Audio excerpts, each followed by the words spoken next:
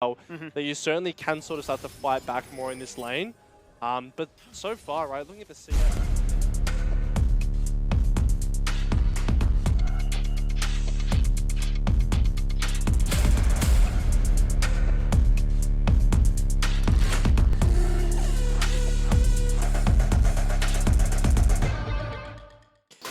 Ladies and gentlemen, welcome to NU log meal time. I did have to figure out how to do an M with my fingers. I didn't want it to be cringe. I wanted it to be sick because menu log meal time is the sickest of them all. Of course, look, Kitty's got it down. There you go, buddy. These you want to? Do you need to curl the middle fingers? It's cursive. It's like a heart, but you break it. You got some crazy. That's double meaning. That's sad. Heckers, absolutely. What's sad? The heart that's been broken. Oh. Okay. sorry to let you down, Skimmy. Thanks, Either way, mate. look, it's menu log meal time. It's time for you guys at home to type those menu pogs in the chat and go in the running to win a $40 voucher, of course, to spend on menu log. Get yourself something cheeky, maybe a couple of snacks here or there. Of course, that's not the only deal going on. A couple of you guys who win that $40 voucher, yes, you get to be happy, but everyone as well can now take part in saving a good 10 buckaronis between 5 p.m. and 5 a.m., of course, if you buy some groceries, some snacks from participating outlets. Of course, if you don't know what a snack is, I've got some examples here, huh? Look, you want your roll-ups? Of course, boom. Hey, who wants roll-ups? I Hey, want You roll-ups. can even Roll-ups, have them roll-ups. upside down. They're just there you roll. go. You got roll-ups. That's it. You got your minty. You can have some Cadbury stuff. Like all of it's here. All of it's here. Huh? You're a minty kind of guy? Huh? This is Oh, Kitty no. throwing. This didn't go well last time. Oh, Ah, I she's kind of learnt- wish she's learned. She's learned. What about you, Zach? Please grab it. Huh? I'm like, please throw. Oh, I don't want to. This is pretty hard. This is going to break your teeth. I'm not. I'm just throwing it. No, I'm just throwing it to you. Yeah. Wait. Hey. Oh, and also my favourite, of course, a couple of bloody Uncle Toby's chocolate favourites. Say a little bit of the good stuff, a little bit of the bad stuff. Huh? By the way, look, that's snacks. That's what you can get and save $10 on if you spend $20 from the grocery shops, of course, grocery shops, petrol stations, other little snacky providers like your 7-Elevens and that too. Of course, though, look, I'll tell you what else you get. Probably a couple of dares on there too. Hey, really good idea. Good idea. Look, what would you order if you were ordering something? But let's say it's 4 a.m. You're about to make a little cheeky mistake. What are we buying on menu log to make ourselves feel good? A snack? Yeah, snack. Just like a real something that gets you going, you know? 4 a.m. for me would be a dare iced coffee, of course, with a saucy roll and ketchup. Hey.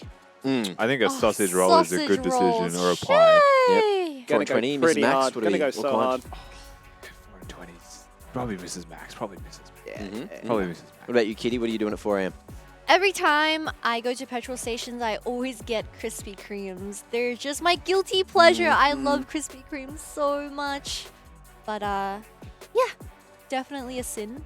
But Good I will 4 take a.m. that sin, up. though. Do you go on a Krispy Kreme after the show? So is that why it takes you so long to get to the studio? Because you're always stopping at Krispy Kreme on the way here? Huh? Have you been found out? I didn't know how to crumb up Krispy Kreme on my mouth, but Mac found out. Oh, no. What about you, Rusty? What do you eat at 4 a.m.? You know, because you're talking about Krispy Kremes, there's like the 7-Elevens and stuff you go to often bait you. You see the Krispy Kremes, like, I'd like that. And then right next to it's fruit. And you're like, oh, that's so guilty. Yeah. Like, I don't want to get it anymore because there's fruit right there. Mm-hmm. So my answer is also probably donuts. That's what I get almost every time. As you guys know, I show up with a donut. So at 4 a.m., probably not going to change. You know what they say? Donuts make you go nuts, right? Some people do say that. Mm-hmm. But what do churros do? What do they make you do?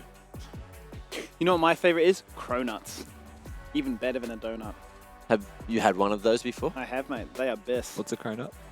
It's What is a like cronut? croissant donut. Croissant. Quanut. A quanut. Sorry. Sounds so goddamn But good. for it to be a real cronut, it has to be from this like one particular bakery in America somewhere, doesn't it? I don't know. Didn't even know what they Did were. they till now, trademark so- it? Yeah, I think That they American trademarked it. place? So every other cronut is like not actually a cronut. Interesting. It is, but they're not allowed to call it a cronut or something. Ah, so I they see. call it croissant donuts or something. Yeah. Interesting. They Okay. might call it a pastry time. There are so many things that are name branded. I see what that, you're doing like, there. you Yeah. think is the actual object, like a Sharpie, is a brand, but you attribute Sharpie to a marker pen. I know what you mean. Yeah, There's so many things like that. And A lot of it. If you need to take notes at 4 a.m., I'm sure you can, find a Sharpie on menu log as well. But either way, look, let's get back on track with the League of Legends discussion. It's time to jump on in the game 2 of the day. That's Bliss, and they're going up against the likes of Kanga. But Bliss, of course, are looking to do some angry gaming after yesterday, Skimmy. They certainly are, because Bliss showed us a couple of different versions as to how they really want to try and approach the game. We saw Daystar experimenting in game number 1 with a Gore Drinker Hammer Form Jace. He looked a little bit vulnerable as a result, went 0-5 in that game, and sort of relied on the rest of his team to try and pop on off. And that was the biggest difference in that series, right? As we saw a whole bunch of Draven at the very same time as well.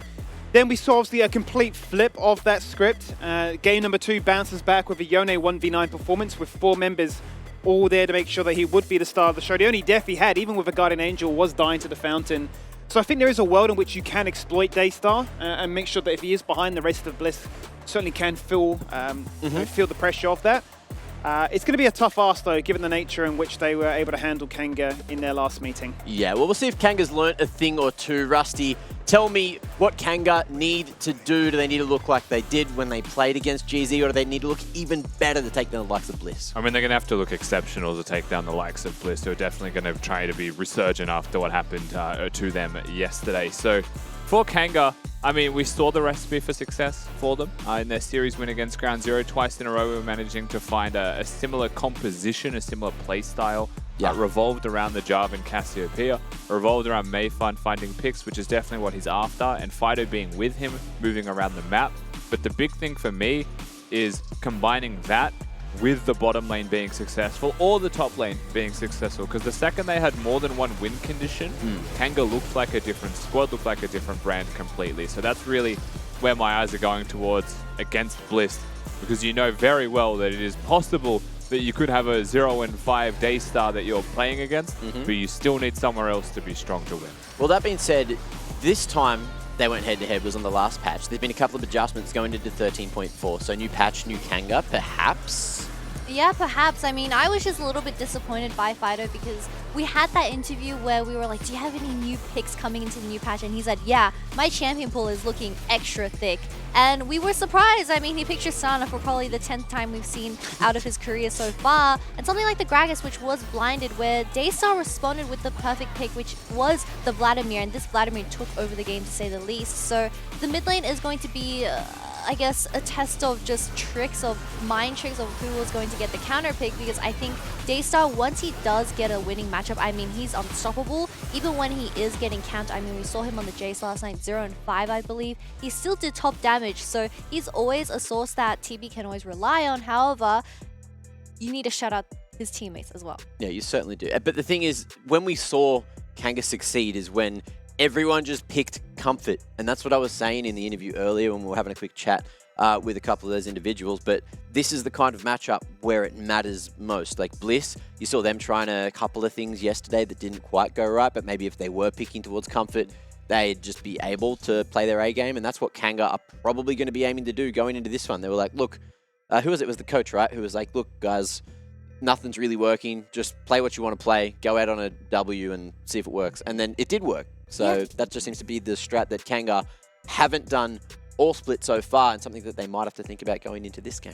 Yeah, Comfort is definitely going to be a big point coming into this series up against Team Bliss. We've seen them play standard. I believe it was Blue picking on twice so far in the split, and he didn't look too comfortable on this champion, but something when you are trading off for Comfort is just how all the one-trick champions mesh together. It gets really messy. I mean, we know Blue is a Fiora player. We know Fido, he loves his mages, which do scale into late game, but that just puts extra pressure onto Mayfun, where we see his champion pool kind of struggling in patch 13.4, where we do know the AP junglers or the utility junglers are extremely useful. However, they do just lock in the Amumu in some instances, and we don't see it doing too much. I would love to see something like the Diana Yasuo coming back. I mean, it's just easy setup, and it's definitely one of Mayfun's best champions. Ooh, yeah, one day. Maybe one day. Someone that could tell us if Diana Yas is ever going to come back into this team, of course, is Lived. Mate, how you doing? How you feeling? You're looking good. You're looking like you're in a whole new place today. Are you in a different place than usual? I am as last year, but I've been playing here since the beginning of this year. Okay, maybe it's just the time of day. Look, quick couple of questions, of course, for yourself. Did you watch back that interview with BioPanther yesterday? I did not. You No, didn't? I Oh, don't. okay, I don't don't. worry. I don't look at the interviews. They're too. I don't like to stay away. I don't like to listen to what the opponents have to say. I like to just play my own game. Okay, I like that. Interesting, interesting. Well, let's talk about last night. So you guys did go up against Chiefs, and although you avoided the interview of BioPanther, you couldn't avoid that end of scoreline, which did go 1-2. So were you guys happy with the draft? Because we did see a lot of Draven. I think there were some surprises. I think we're not super happy with the draft, but we're not super unhappy. There were some drafts that were not too bad though, so I think it was like 50-50 last night. So it was alright. Look, if you ask me, why not just needed to play Rengar again? Now, look, going into today, are you confident going against Kanga? Is it going to look like what happened the other week, or do you think that Kanga's turned things around with how they changed that playstyle going in up against GZ? I think it'll probably be the same as the last time we versed them. I don't think they've changed much. I think probably just be another 2-0. Ooh, another 2-0. We see a lot of confidence in these best of threes, especially from these top laners, which is exactly what I love. But like we've been saying, let's talk about the potential opponents that you guys could be facing in the future, where we saw PGG being undefeated, and of course you guys just went up against the Chiefs. So who do you guys think is looking like one of the strongest teams that could potentially be a challenge for you guys? PGG, I'm not sure. I feel like they're a bit flippy. I think they can be a strong team, but I also think they have quite a few weaknesses that can be exploited. So I do think Chiefs are probably the most consistent though. I think if they just keep playing the way they want to play the game, I think they are probably the strongest team in my opinion. Now, another hard-hitting question for you. If you had to have a sleepover with any individual on your team, and you can only pick one of them, who are you inviting to have a nice, entertaining night with? Definitely Daystar. Ooh. That man is he's a funny man. He's got some good jokes. And I would love to learn to speak some Korean. Okay. Is Daystar an anime watcher? Because I know if you were having a sleepover, then you guys are definitely putting on some anime. I'm not sure if he watches anime, but he does read damn. manhwa, so maybe. I'm not sure. That's an easy switch over, I'm assuming. But of course, we have to send you off to battle, so best of luck, Mr. Lived, and we will be praying on this side for you guys. Thank you. See you later. Don't know why I was sending Lived off like he was going to war, but anyways, Good that's luck the in theme we battle, went kid. off. Well, he is going I mean, to war in top lane. it is technically going to war. I think it's the Brazilian region, like the direct translation of playing a game is called going to war. Jesus, they didn't mess around. But there is a region that says that. I forget which one, but If it was Brazilians, like that explains why they're so bloody passionate about the whole thing.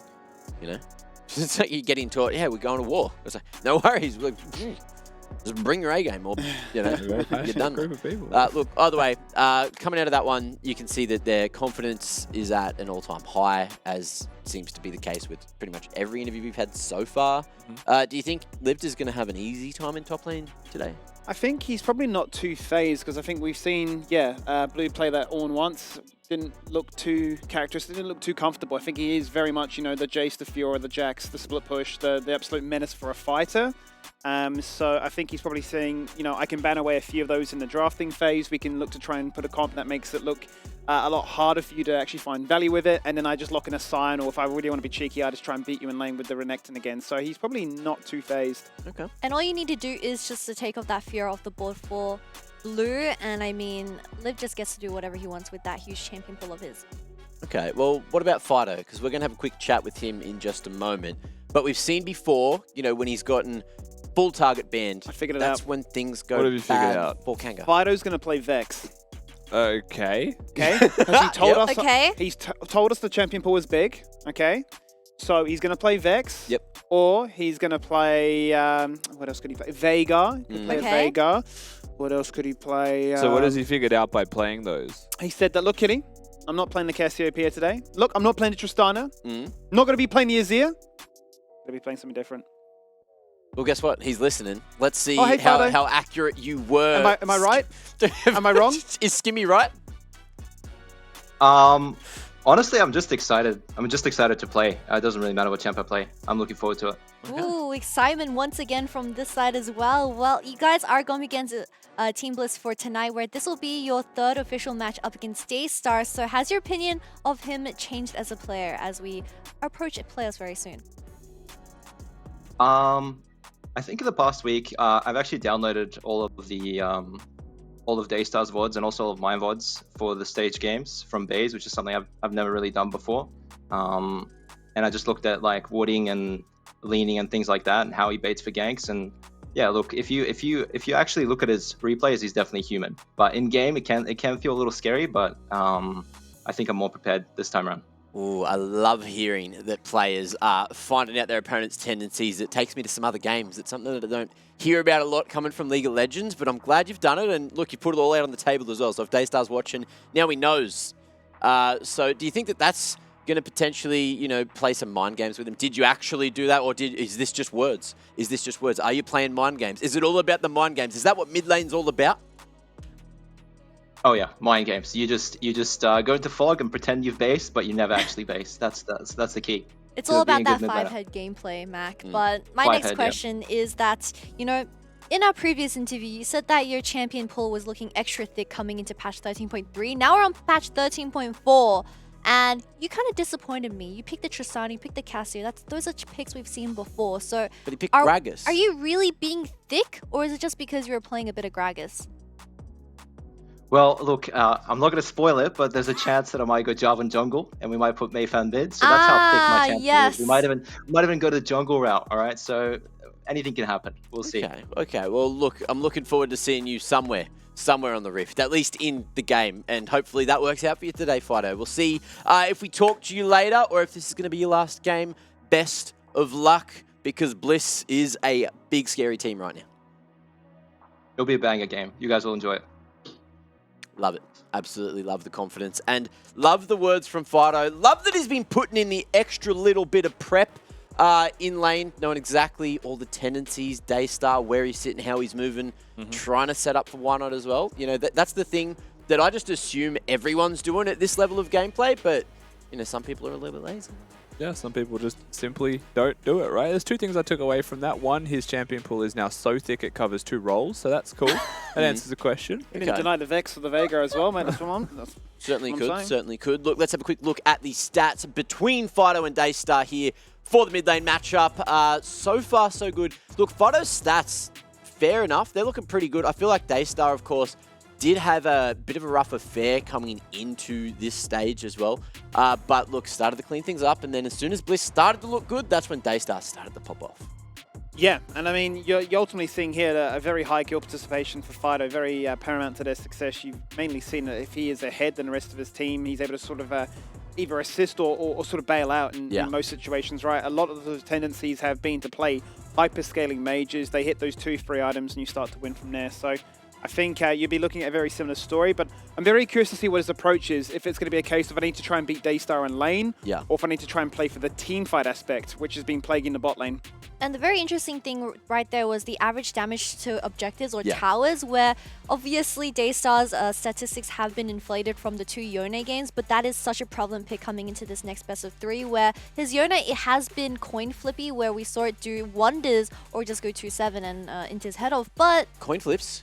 Huh? I love coin flips on the LCO. 50-50s. I wonder what this Two could be. sides on Red the side, red Rift. side. Guess which side Bliss is going to be picking going into this game, Kitty? Red side. Hey, bam. Wow, I'm getting good at this, guys. That's a W. That's Kitty dub. But off the back of that, is this going to change your predictions?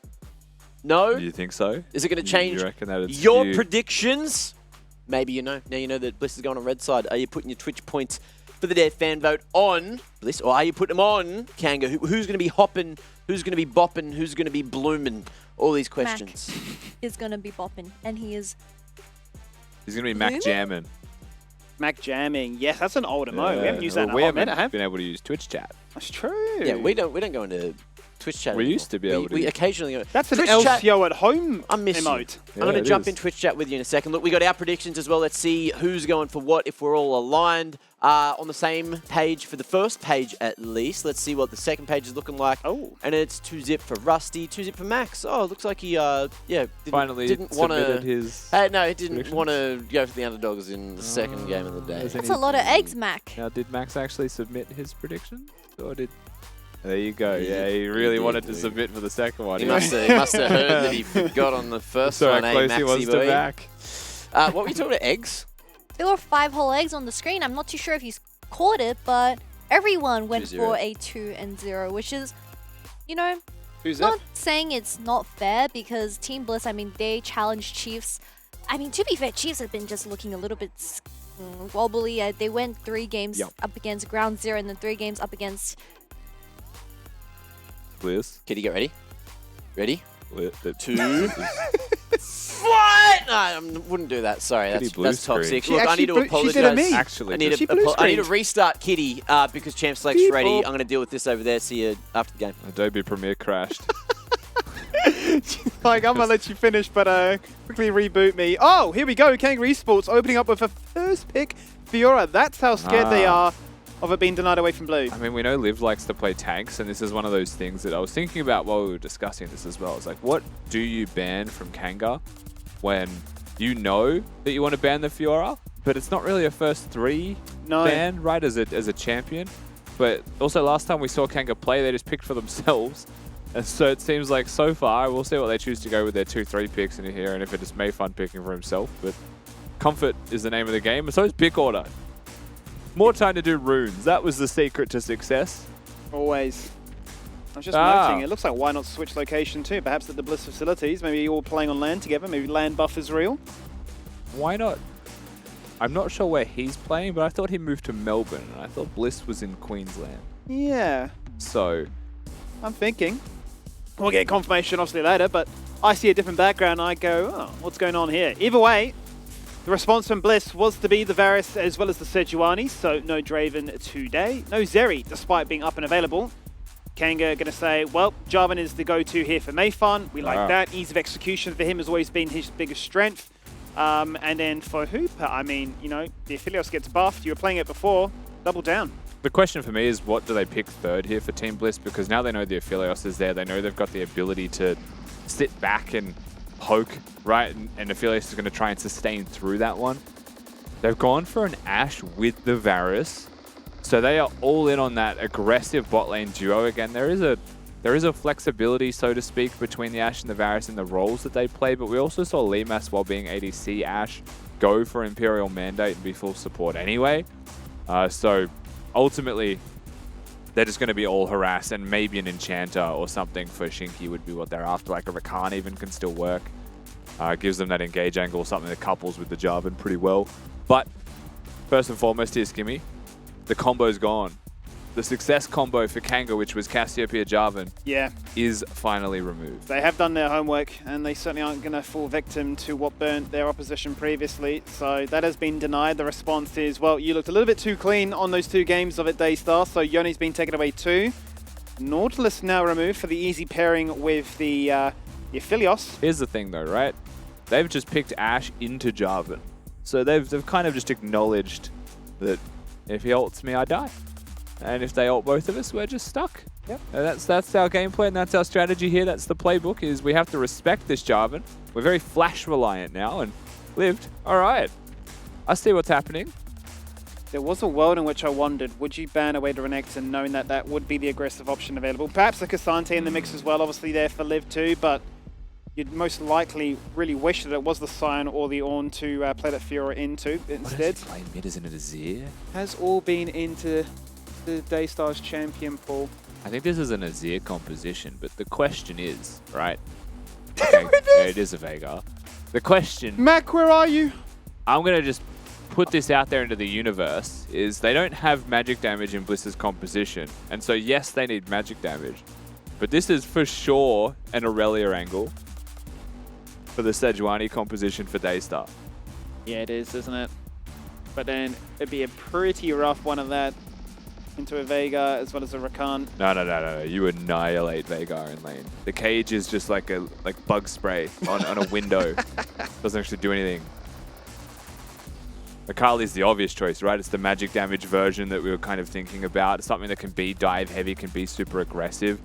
I'm always a fan of something like just Slamazette or Aurelia, but their comp needed magic damage really badly. They've got engage covered, they've got frontline covered, they have team fight in a front to back way there, and now they've added a flank into the mix. So it is quite strong. Kanga though, comfort picks, comfort champions, everyone across the board feeling themselves. They've got the split push threat from Blue, and I feel like the Veigar cage is definitely stonks against a lot of the dive threat. Yeah. Which was my sort of thought process when I looked at those ideas you were mentioning, right? That surely that is the hallmark of what makes Veigar so good. We saw it, especially last year, right? Where it was very hard to take down the mid outer turret because you just put down the cage, you can't siege, you can't really do much about it. But certainly with the amount of ranged engage they have between Sejuani, Varus and Ashe, certainly enough to say, nice cage, but you're locked in place. And you also were expecting the likes of an Akali to be picked, so instead of going for perhaps something like an Aziri, chooses to go for the Veigar, chooses to have that cage, which can be a little bit more useful in regards to its utility. And Kanga overall have picked themselves the cage squared composition. The Jarv and Veigar can just layer those, get some Venn diagrams running around on Summoner's Rift. For the side of Team Bliss, you look at that bottom lane as just Omega utility levels, just utility absolutely everywhere, trying to assist the rest of their team get that Akali fed. Gank for the Renekton lane as well is potentially going to be there and pretty important to do against the Fiora. So perhaps playing for their top side of the map, Bliss, in a very rare switch up from the standard of the LCO. It certainly is, given we've had that laser focus towards the bot lane, so let's see if it will be just that. In fact, a case of popping our head into the top lane, making sure that Liv gets to have a little bit more fun on the Crocodile once again. Fourth time playing it in the most recent games. He gets a rare chance to be off tank duty and being an absolute weapon dealing damage. As we load into our second elimination game here, another best of 3. For Bliss, a chance to put them right back up for another shot up against the Chiefs. And as for Kanga, a chance to try and upset the balance, given that we've all thought this would be a 2-0 against them. And 45 seconds into this one, Veigar has to flash under the turret. The Guardian gets procced by Shinky as well. Let's quickly just pause while everyone's gone back to base. Please don't pause in game. 3 cleanses for Kanga. They are so afraid of the bottom lane and jungle of Team Bliss that they all have cleanse. Now that wall is extremely useful. Ashe Arrow comes out, cleanse, walk away. Varus ult comes out, cleanse, walk away. It also reduces the duration of follow-up CC, right? Which is where it's going to be invaluable. Because Bliss can layer it so easily. And that's the part that the stocks have to really come in. As they will find and clear the ward, and Bliss just starting the way they want. They certainly are. Most valuable ward to get information to give a quick heads up to Mayfight and Blue that, hey, let's go for this cross-map jungle. The red buff just hit Blue Skimmy, so it's a very clear tell. He's going to walk the lane missing HP. I wonder where he's been. Absolutely. He lived lurking in the shadows, waiting for his moment to strike as well. So, information across the board really to be gathered. So, question back to your point, right? If it is to be a case of the Sejuani popping top, how much work can the double harass of really annoying Varus Ashe get done here? Well, yeah, I think the idea is you want to isolate this 2v2 anyway. Rakan and Aphelios can have some kill threat, but the level 1's quite weak against the double range lane. It's more about level 2 getting some abilities at the very least down there. And if it does stay isolated, which it isn't, by the way, it is going to be right into Krug. One option that the Sejuani had was to force a cross map, but the amount of damage that's coming down onto Shinky and Hooper, you honestly can't be surprised if they even consider crashing the wave, but I think just a little bit too early for that one. The level 3 Sejuani, it's certainly possible. They're not sure what they want to do. Why not's not certain either. You can see he's jiggling around. Do I make the play if Tribush is warded? They're not pushing the wave. They're just dealing damage. Well, that's it. That's the big thing for me. The wave is still basically just being last hit. So why not is really being given the comms that, hey, we want this to happen. Only now they're starting to push a little bit more aggressively. That's a big wave stacked up. Yeah, the dive's happening. Level 1, so they want to go straight away before any minions die. Why not just patiently walking on in? Going to go for the first one. Can he get himself out as a result? The Summoner Heal comes across. That was perfect. And that's a killer piece. A massive wave denied. And can Mayfun find anything? Benvi with a flash Fido and a coming barrier. down. Limes with a flash of his own. Only why not now left with that summoner. If Fido comes in and gets a triple, this Veigar is so accelerated, but he has no mana. He has found one, and Mayfan will secure the second. Not bad, all things considered. All things considered isn't bad. Top lane, that's pretty bad though. Liv gets a solo kill onto Blue at level 4. The real loser in this situation, Skimmy, as we watch this back, are the two people on your screen that are about to die, Shinky and Hooper. Note that at the time of death, Hooper has a total of 1 CS. They did not get to play this game out. They know it was a vertical jungle. They know why not was bot side, and so they respect it. And they respect it just a little bit too much. They couldn't even farm. But Fido, fantastic move earlier. Again, remember, he is cleanse, not teleport. So gets into the mix, finds the stun, is able to get that first kill. Followed up the second here. Of course, the flash flag drag from Mayfun secures that one. If he doesn't, there's a chance that Benvi turns around and they actually kill Fido and things get real bad. Yes, it is me clutching at straws there. Really looking for a way to celebrate the success that Kanga found. And perhaps there is more to be found now, as they jump into the mid lane in what will be a 3-man collapse. Daystar falls to flash, as that Jarvan was primed and ready to go. I mean, is that disrespect from Daystar is a question that we do have to ask of the mid laner of Team Bliss. The rest of his squad wasn't in the area. They see why not moving down, so Shinky is going to respect. Not quite enough, but just enough to make sure that he gets to his lane perfectly fine. Bliss have to assume that he was on vision with the way that that was played out, but they don't know where the ward was. Fido now waiting for Benvi, finds a hawk shot. He certainly does, and why not is going to certainly go for that challenge. Down goes the cage, that's the flash, and that is the cleanse. On cooldown is the summoner usage for Fido. Burnt in that level 1 exchange. Yeah. Just right on cue, actually, that he even has that backup and available. Now he's down a little bit of farm in mid lane. We'll see what happens top lane, how Blue ends up going down. Ultimately, not much to speak of after that trade, is there? If he dies here, it's probably just a flash Q or flash W. The type of thing you cannot react to, ultimately, is what makes Renekton so strong. If you W, then flash, it has to be predicted. Who'd have thought? Okay. Yeah. Really is just as simple as that. Straight up kill, and it was the trade prior that was the kill, right? It wasn't the dive, it was the health that was lost prior. Mayfan, just gonna have to watch. Yeah, it's such a frustrating lane to play out, right? And you've got to show so much respect with, as you already mentioned, the triple cleanse setup, no flat, no heal, no exhaust, no ignite. You're just trying to coast your way through this lane, and that's a light way of putting it, because the CS deficit is criminal. Yeah, 18 to, or now 21 to 48. Basically on the clock is Lemus right now, as he farms up really nicely. So is Daystar as well, but he's had a pretty free lane with no real interactions from a mid laner who had no flash and then walked bottom at level 3. The reality is this just suffers. You have to bring your jungler down, but if it's a 3v3, you just lose. And that is the joys of Ashe and Varus. They start level 1 so strong, and they actually got a successful punish off this time. Yeah, the patience certainly was rewarded, and Wynot's going to say, I'm here again. Did you miss me? Let's just run it back like we did only a couple of minutes ago. You've got all your summoners available.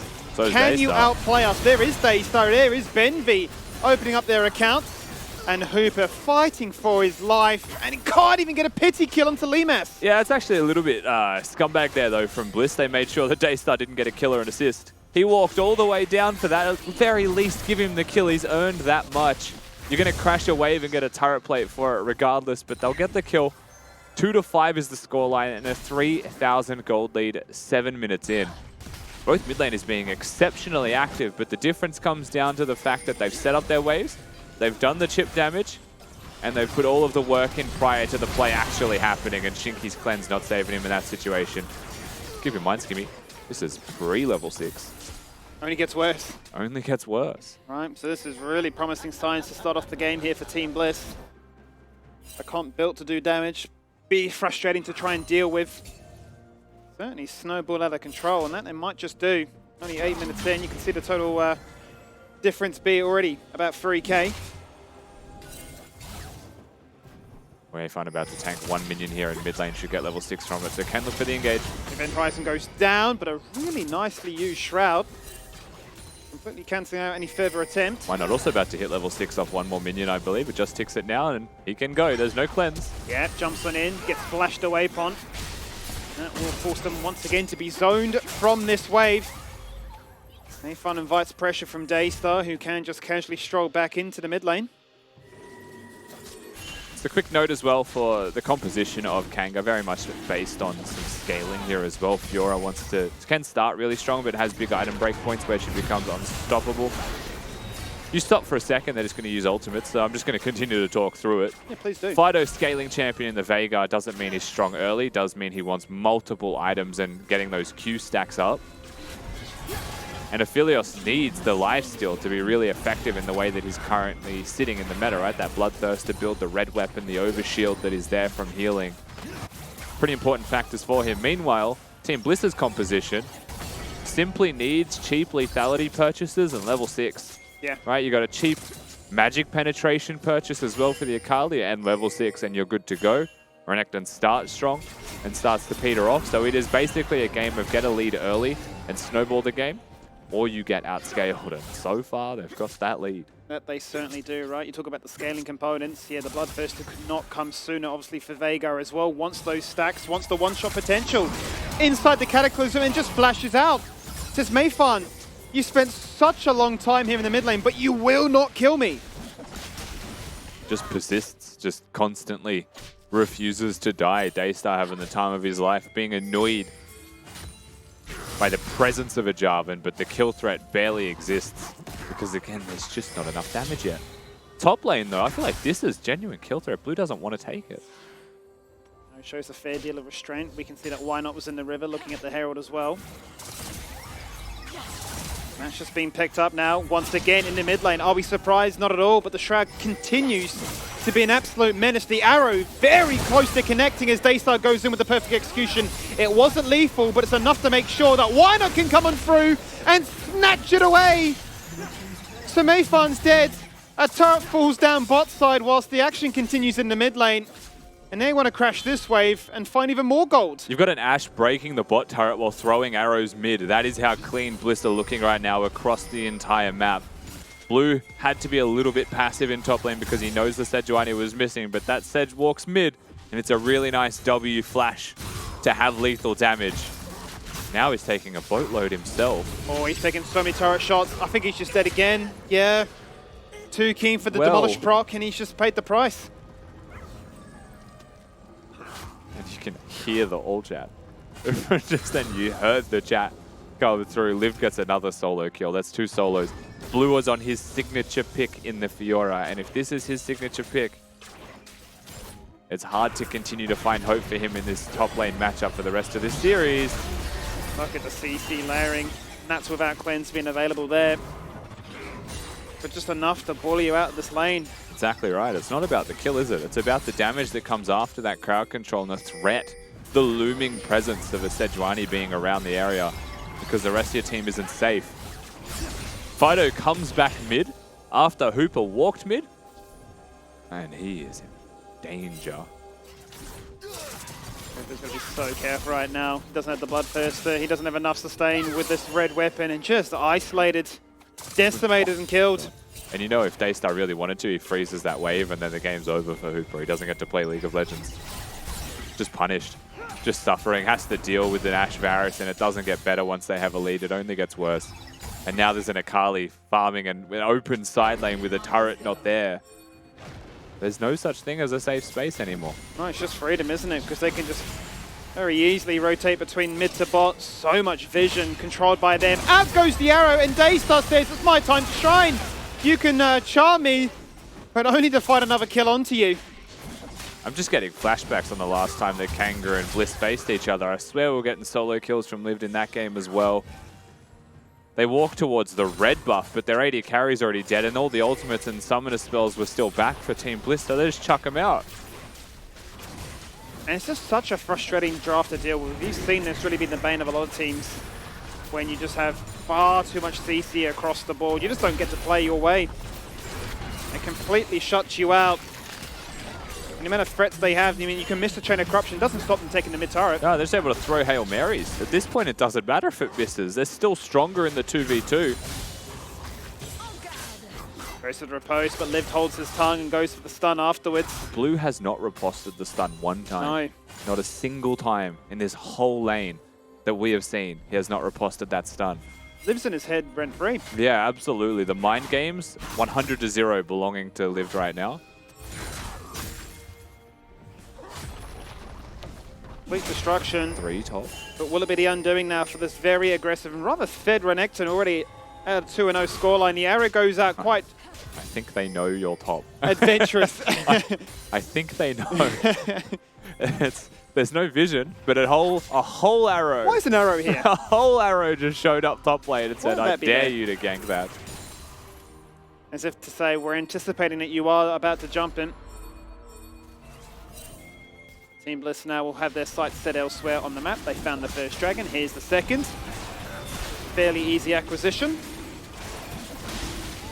As we check in with the total gold as a result, and yes, Limas is pretty strong right now. And we just picked up the Prowlers as well. Yeah, also, let's just take a second to note that Benvi, just by another auto attack there, is now 5th on the scoreboard. The support of Team Bliss is fighting with the mid laner of Kanga for the most gold. Says it all. Or for the 5th position. Or it says everything. This is a shutout. This is an open-close case. Game number 1 of this series. Can you believe we're 14 minutes in? It's 11,000. Yeah, it's pretty unbelievable. As I think Mayfan just gone. I mean, I'm shocked. I didn't see his health bar move. It just evaporated on my screen. It just felt like the Avengers. They start looking for that R2, seeing if he can find somebody. He's got the reinforcements nearby, chooses to just hold it. Gets himself to the turret. Dive threat here. Oh, look at that. A cute little blast cone across the wall into a second kill. Just as easy as that. Limas finds the turret, finds the AD carry. And Hooper has had such a roughie in this game, hasn't he? Down so much CS and just completely picked apart. And I mean, mentally, they're not in this game right now. I think that much is certain. Asher does go wide this time yet again, but it just coasts along the top lane. They had no reason to be where they were. They have no reason to be where they are.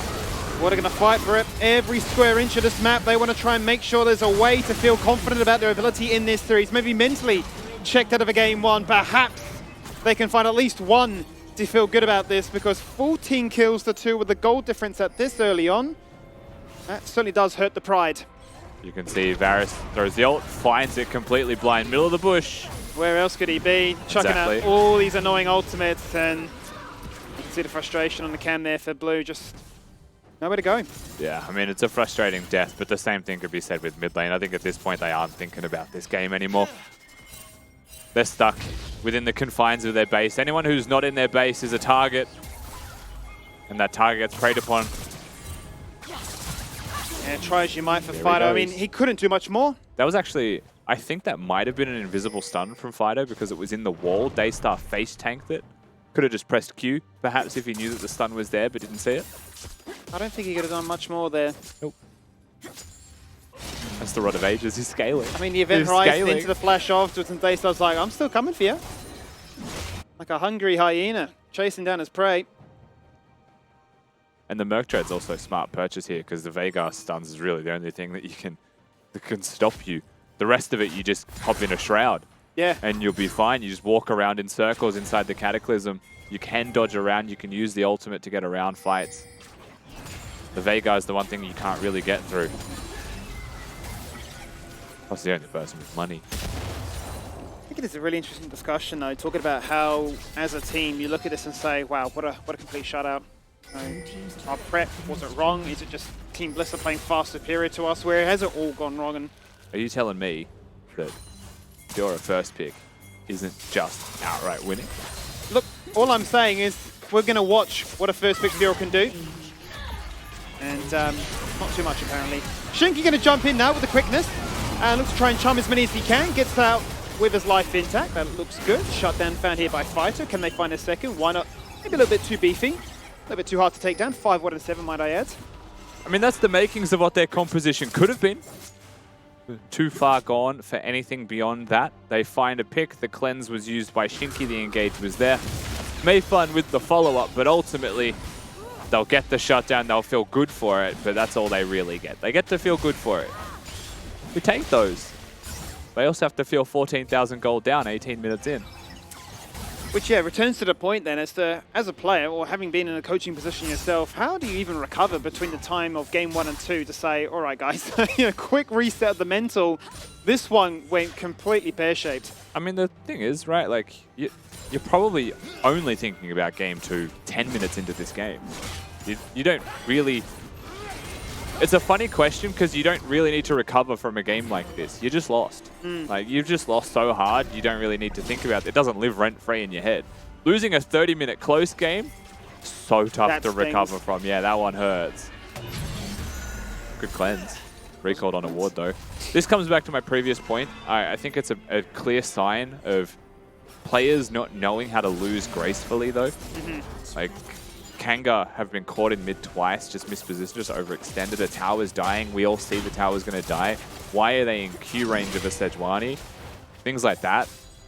Just knowing where to like lose things and where to actually fight for things, and that line gets a little bit blurred with players that are new to the league and obviously are still learning how to play their best League of Legends. That punish gets very difficult to deal with. Well, despite the woes of Kanga, it's complete euphoria here for Team Bliss. They mean business. They certainly want that rematch with the Chiefs. What a close series it was in a 2-1 fashion. They've got a score to settle with them, and they want to guarantee themselves in that LCO playoffs. What a phenomenal introduction that would be as the newest team to join the league. They have a 4-man top lane. They've found the Akali. Akali pressed perfect execution and walked away, skimming, and suddenly an inhibitor falls in mid. And an inhibitor is close to falling in bottom lane if Bliss want to force this one. They might just, you know. I think they can. I think they can just chuck out Varus ult if they wanted to. Only just spawned, but they're sieging as if they have it. Well, the thing is, they've broken the structures. They don't even need the Baron buff. Well, Kanga have tried something there with the quickness, and Mayfan says, you've just left me to the wolves. How dare you? Liv gonna cop a Moonlight Vigil, which really tackles them at this point here, as Why Not is running at them, immune. It's basically Sion in the jungle. Doesn't take any damage, but that Varus deals it all. That's a triple kill.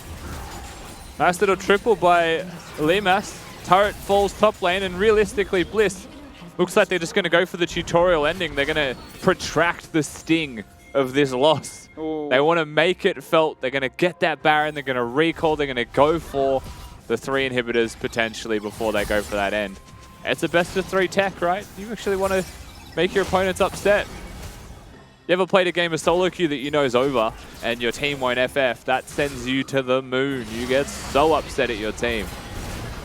Could actually be a legitimate strategy that they consider. Anyway, the fight happens, and what do you say? The fight breaks out. Varus hits ult. Varus then presses Q, and everybody dies. The front line of Bliss will not die.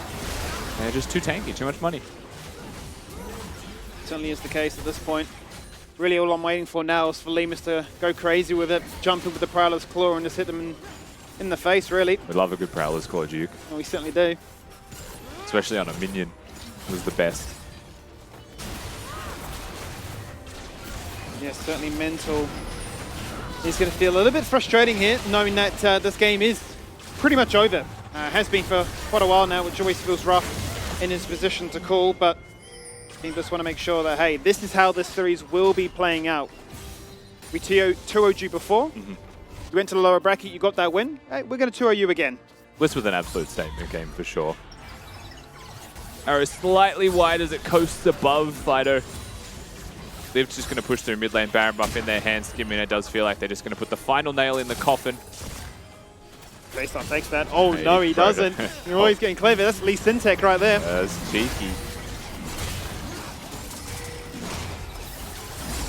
So the final dance here as that 3rd and final inhibitor will fall on down. Team Bliss do have the Baron. And we'll be waiting for those supers to come on through. All up to Kanga now. How do we defend this base? Instant cleanse on the dash ult, and Shinky tries. He's just too squishy. Too underleveled and stood no chance. Inside the base, inside the fountain. Why Not goes golden and says, please team, end the game. I'm going to die to this, and that he does. Denied, but ultimately it does not change the outcome. 25 kills. in a 23-minute game. And why not sitting there in stasis, probably just saying to his team, please end as fast as you can. Lived even tanks for him. Gets 2 laser shots off before they actually do ultimately end the game. And Bliss, never in doubt, never looked like losing.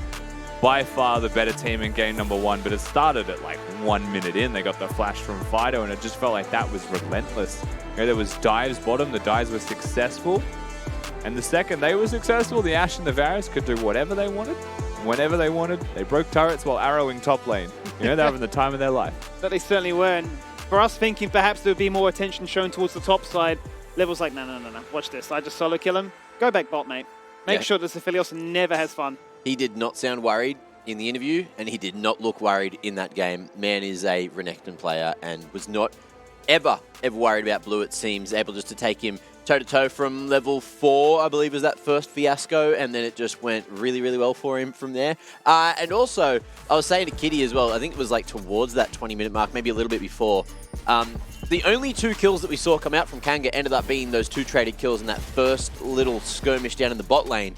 And then Kanga found nothing for like 10 minutes. There was just nothing going on at all. There was nothing, the triple cleanse coming out of Kanga for this game 1. Something was cooking in the kitchen, but there's just no combat summoner when it does come to a real 2v2. You don't have the barrier, you don't have the exhaust, you don't have the heal, so it just makes these dives so beautiful for TB to execute. But my main focus is still towards that top lane. Everyone's been saying Kanga just play comfort, and that's exactly what they did. They have Hoop on the Aphelios, have Shinky on the Rakan, but Blue on the Sphere, blinding it for game 1. I mean, of course, you know, if you have the confidence, then going for it. But when we did see it, the 1v1s in that top lane, it is just a skill matchup, and we didn't see a single successful parry from the Sphere, and that just ruins the game so much for Kanga, as your bottom side, I mean, they're relying on the Sphere late game because they are sacking so much as the Aphelios and Rakan, but just look at the damage. Hooper wasn't able to play the game. Hey, look at that support diff coming through. Bloody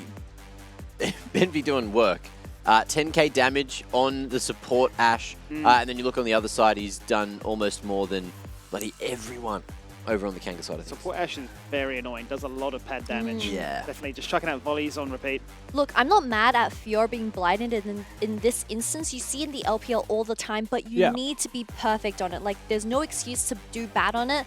But when you are going to end 0-6-0, this Fiora should never come out ever again. Even in a counter match, I mean, this isn't a hard losing matchup for Fiora. It is technically just skill and how you react to the stun from Renekton. And we didn't see anything from Blue. I mean, he did do most damage, but it's not enough for your team with a scaling composition like the Vega, like the Aphelios, to get them to that 30-minute mark where your Nexus explode by the 20. Yeah. And Bliss as well, also deciding that I reckon they could have ended. I was looking at that, I was like, they got 2 waves, 2 full waves. Could they have ended? Oh, they're playing it safe. Understandable. It is an elimination game. You want to cross those T's, dot those I's, do as much as you can. Speaking of I's, Skimmy, what's that in the fridge over there? I believe, Mac, that is a wonderful Dare Ice coffee. Oh, it is. Well, then what's this? And how'd this get here, huh? Oh. Probably put there. No. It teleported. Probably put there. It's magic, man.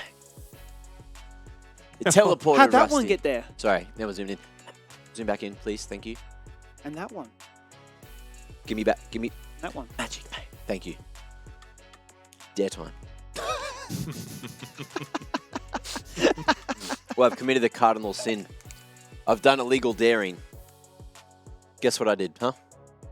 Oh, he didn't shake. Oh. Didn't shake it. Shake. Didn't shake it. Didn't Twitch shake. chat will be very angry at you. Could you shake that for me, Skimmy? Yeah, man. You want to see a magic trick? I want. Yeah, actually, I do.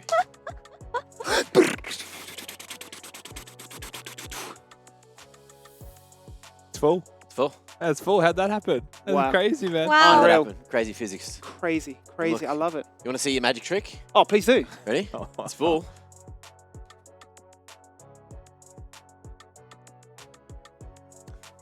It's empty. That's crazy. It's actually not empty at all, but it's just. Do you want to see a magic trick? Yeah? Yeah? Got to make sure I'm putting that lid on, pro. Wow, it's full again. It's full. Do you want to see a magic trick? It's full again. Guys, you want to see a magic trick? I want to go to an ad break. It's empty. And again? Don't squeeze it just in case it Oh, pops. no, it is. Oh, Shake harder. no. You want to see a magic trick? It's not doing anything. Just, you gotta get the bubbles in there. You gotta. Bubbles? Wait, what bubbles?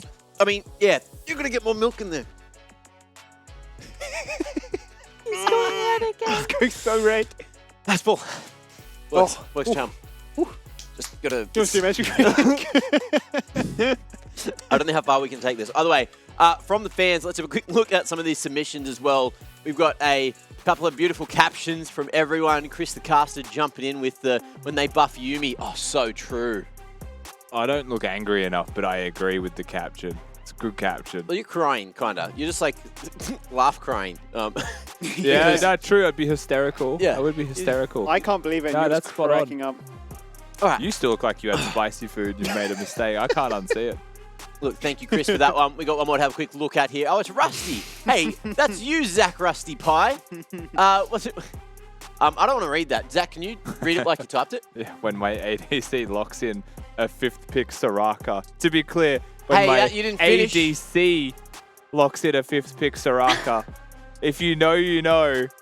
And I will not talk I will not elaborate any further, I feel like but I'm sick of it. no one Atto else solo can queue, speak Atto solo fast. queue, Atto Thank solo you. queue, Atto solo queue, Atto solo queue, Atto solo queue, If you know, you know. And I think only Kitty knows what I'm talking about here.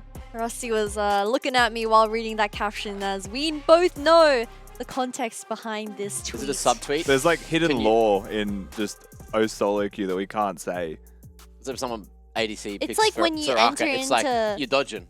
It's like Someone when you dodge. enter into OC high yellow solo queue, you have to beat a mini raid boss, and they are always there. You have to just experience it yourself. I feel like I'm getting gatekept because I'm Actually, never going to be there. You know what I've discovered recently? So I'm interjecting. I don't care if we ever break through the You know how you can like self-mute now and it announces to everyone that you can mute? My favorite thing is watching someone, like a Katarina main, they'll just self-mute at the start of the game. You're like, oh, good bloke. And then they get so mad, they unmute, flame, and then self-mute again. That's not how it works. It's not the point of And that system. On that note, that's not the point. But if you think it's the point, type 1 in chat. We've got a second game to get to here in the second series of the day. And we'll get into that one right after the break. TB up against KE. Yep. Certainly was rewarded, and why not going to say, I'm here again. Did you miss me? Let's just run it back like we did only a couple of minutes to go. You've got all your summoners available. Those Can you Daystar. outplay us? There is Daystar, there is Benvi opening up their accounts. And Hooper fighting for his life. And he can't even get a pity kill onto Limas.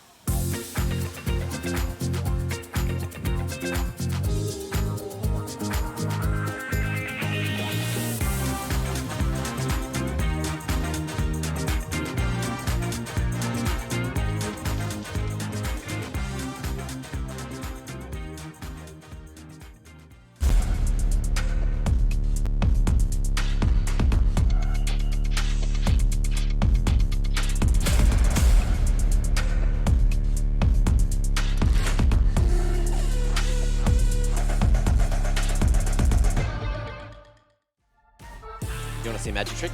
No, no, I don't want to see a magic trick. Oh, good. Well, look, fortunately, there's a game that's not too far away, Oh, Rusty. Skim Milk. Welcome back Magic Mac. to the LCO. We got new names, Magic Mac, Skim Milk. Like my Put it name at this together. stage is just going to be no. Like, We can change. Can we get an update on those names? Can we get Grumpy Rusty? No. grumpy. Grumpy Rusty. I'm Grumpy just old sick of man magic. and just let it cut off before it hits you. Wow. Anyway, look. Well, this game. Look, we've had one so far. That draft a little. There we go. Grumpy Rusty. Love to see it. Oh, that's so good. Thank you, accept it. production. I'll Best accept it. production. Smurfing. Kind of like Bliss in that game. Looking like there was a little bit of a diffy in the skiffy. I would say The Diffie skill. and a Jiffy. Yeah, okay. That was a Yeah. Why Not Kingdom. Mhm. Absolutely, Shout out just for the iffy Jiffy. terminology. Iffy. Yeah. I just think Why Not Gapped. Absolutely hard.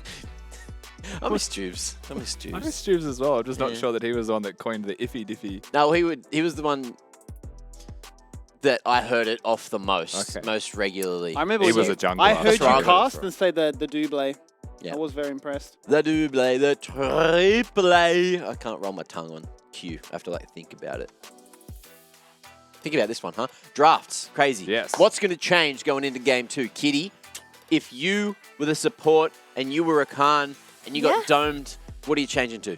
Well, look, when my mid laner gets 4-banned on, thrown onto his head, and the Nautilus also gets taken off, that means all of the rest of the team should be popping off. However, Team Bliss came in with a plan, and that plan was to cut out Fido's thick champion pool. The Ryze, the Tristana, the Annie, even the Cassiopeia. Narrowing down onto something like the Veigar, unacceptable. But we had a shining light, which was blue on this Fiora. Unfortunately, dove 10 billion times against a Renekton and went 0-6-0. So, as a compromise, I think Kanga should go something like the Scion, something like the Bomber. Although Bomber was banned out, we potentially could see it for the game too. However, something that does have a bit of frontline and does have easy execution in terms of engage, I think is the way to go for that Kanga game. That was good. But That's good.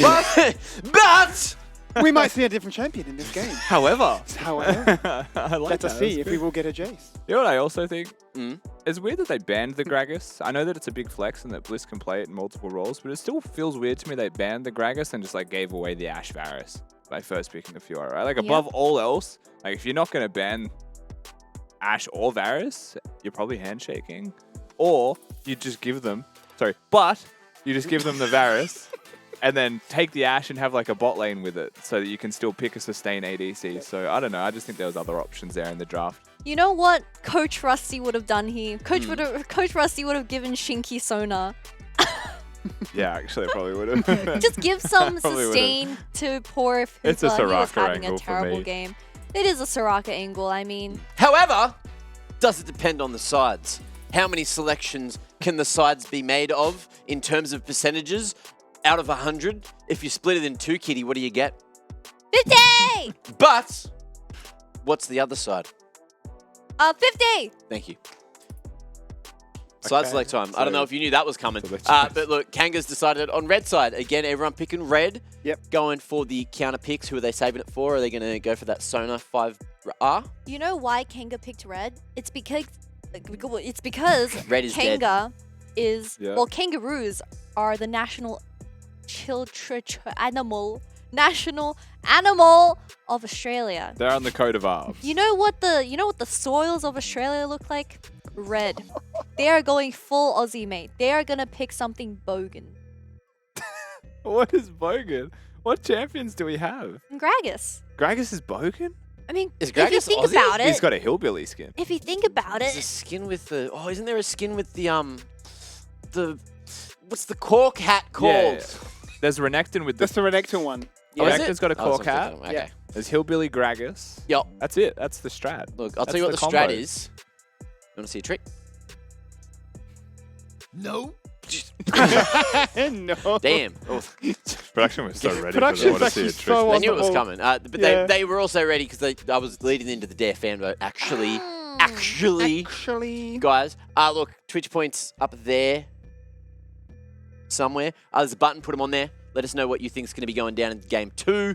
I think it was pretty heavily Bliss-sided in game 1, and understandably so. Everyone seemed to know what was coming, and I dare say we might see something similar, but with Kanga on the red side. Are they going to be able to utilize the counter pick to get Fido in a winning position? That's what I want to see. I think it's Fido. I think it's Fido. You think I it's think Fido? it's Blue. I think Fido gets 5 bans and loses the game. He's got I think it so can't many be Fido. champions. Surely there's some world in which he can What say. if we have a Brom 5th pick from Shinky? I'm all for it. Just give us That a Brom. sounds pretty good. I mean, Fido is never going to be able to get something that he wants to play.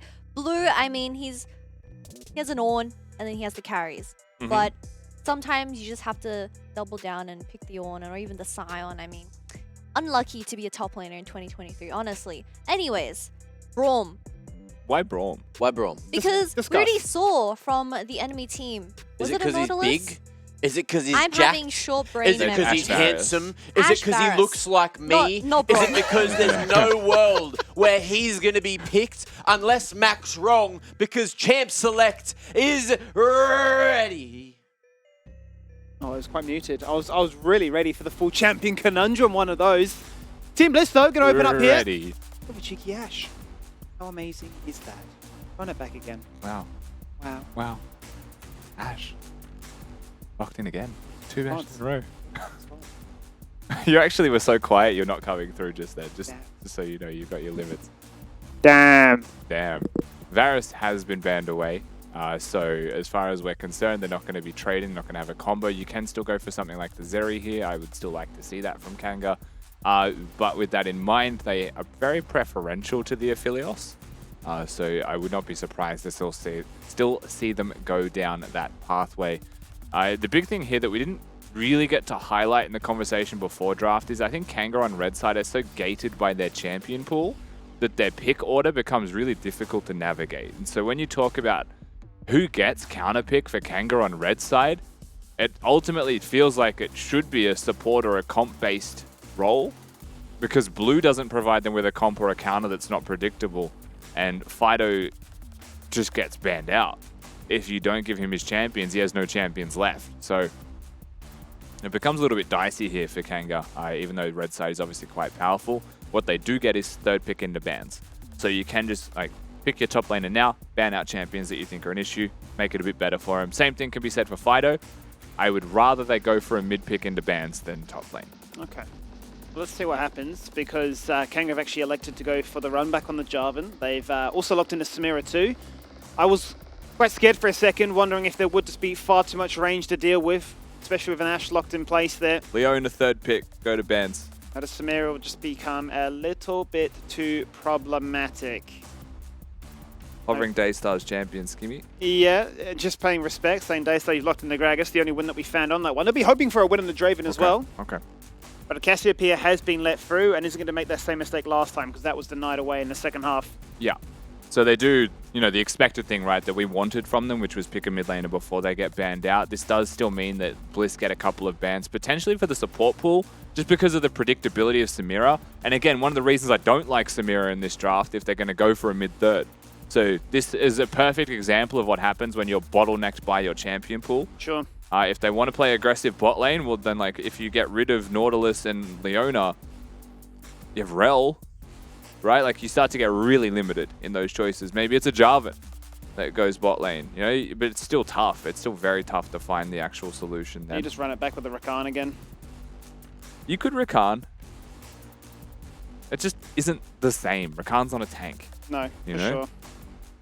And it's not a stun-based tank either. The thing with Jarvan as well as a champion is if your combo is 2 champions that don't have crowd control or stuns, you just lock them in a cage, they just flash out, and it's not an issue. As long as they have flash. Ooh, so they've actually gone for the Rel as opposed to the Leona. So leaving that one through, feeling as if they're not too concerned about that as more of the Magnet Storm becoming a bit of a menace in those bigger team fights. So let's see then if Shinky is aligned with us, thinking that Leona would be the go-to. I wonder if it's because Shinky's not a Leona player. It's actually worth pondering over. Okay. I think the confirmation there is May just be, maybe right? he isn't. Just going to go for the Rakan again. So. Anyone who can play Nautilus Rel can play Leona, Skibby. I don't think they're that different. Well, you'd think so. You'd imagine that Leona would be easier to play than the Rel. What Rakan does provide is much more sustained for a Samira than a Leona in lane. Yeah, there's the healing. But it's not as reliable in your ability to just throw out engage angles. You have to be much more intentional. But Kanga, first and foremost, have got the composition that they won with against Ground Zero, which is the Cassiopeia and the Jarvan. Huh? Daystar's just decided it's... He's Is it had enough. Daystar? Is Yeah. it Daystar? Yeah, so it's a top Gragas. He ain't playing. Zed into Cassiopeia. Oh, what a shock. Wait. We're going to go for a 5th pick Fiora? We've gone from first pick Fiora to 5th pick Fiora. Spicy. That is pretty out of left field. Yeah, really mixing it up in draft, old Kanga here, aren't they? That is quite clever. What they have done is gone for much more aggression bottom. They're not just going to quietly lose, it feels like, that 2v2, but they've also got a Draven on the enemy team. So here's the thing, Skibby. Here's the playbook. Tell me. They've mind-controlled Bliss into losing the game by giving them Draven. Stats don't lie. Hey, stats don't lie. Can't Draven argue with hasn't won facts. yet. But neither is Zed. We've yet to see it. Yeah. So I'm really curious to see what this champion looks like in the hands of Daystar that's been hot on the money, showcasing his ability. So an assassin in game 1, the AP kind. This time around, it's going to be the AD instead. Have you seen this matchup? I haven't seen Zed in such a long time. I don't recall the last time that I've seen a Zed versus a Cassiopeia, but these are two older champions, right, that have definitely interacted plenty of times. The difficulty, in my mind, is Zed's very predictable when he ults, so Cassiopeia can go barrier, can go for the stone plate build that we've seen before, right? The Rod of Ages build is designed to be really tanky and be better at sustaining through lane. But Zed's a resourceless or energy-based mid laner who doesn't have to worry about mana. Cassiopeia early has to be really worried about that mana pool and has to play the lane out correctly, because Zed every 30 seconds just throws out a massive burst combo, and if it connects, it only takes 2 and you die. But if you ever misstep as the Zed, you go for that ult when Cassiopeia's got spells up, W into an ult combo, right, locking you in place. There's definitely angles there for Fido to be perfectly fine. The thing with this Zed pick though, Skimmy, is everyone is killable on the side of Kanga. I think there's going to be a critical mass point for the Cass maybe, and maybe the Jarvan's not a target you ever go for. Everyone's killable though. Certainly is. We saw the perfect execution. Now the time to see what the Deathmark can do here as we load into game number 2 for Team Bliss. Already with a win under their belt, 1 win away from securing their berth into the LCO playoffs. And for Kanga, can they do it again through the lower bracket, the reverse sweep? It worked for them against Ground Zero. Can it work for them one more time? The number one point here is that Hooper has not gone for the cleanse. He's gone for the exhaust, mandatory against a lot of Team Bliss's champions. Has the W for Ash Arrows, so can just whisk them away with a flourish of the weapons. Kanga also going to see the ward place, get 2 autos on it and not clear it. And both teams just exchanging some vision. Very defensive from Kanga. And Hooper, you can see, he started the game with a potion used. So that is terrible. BMS completely surrounded on vision right now, but it's going to be mashed by so many members in the jungle and a rogue volley. It's a crying BMO because that's first blood only a minute and a half in. I don't... Do Bliss know that that is warded is my first question. Because if Bliss know that that is warded, then that was a bait, that's genius.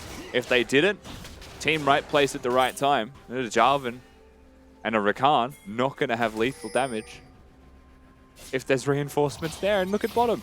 I can't. The game has started again the same way. It really has. This is not the way to reset the mental to certainly say game 2.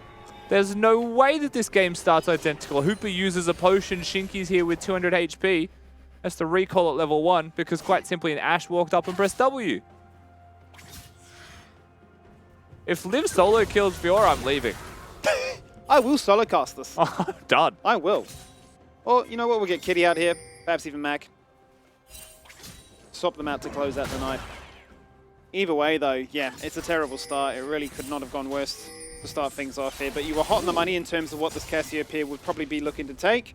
The barrier is there, so imagine that that stone plate will come on through in a few items time. And it'll honestly be fine in lane as well, you would have to expect. There's definitely points like level 3 for a Z where suddenly you're feeling just a little bit stronger and throwing out poke here and there.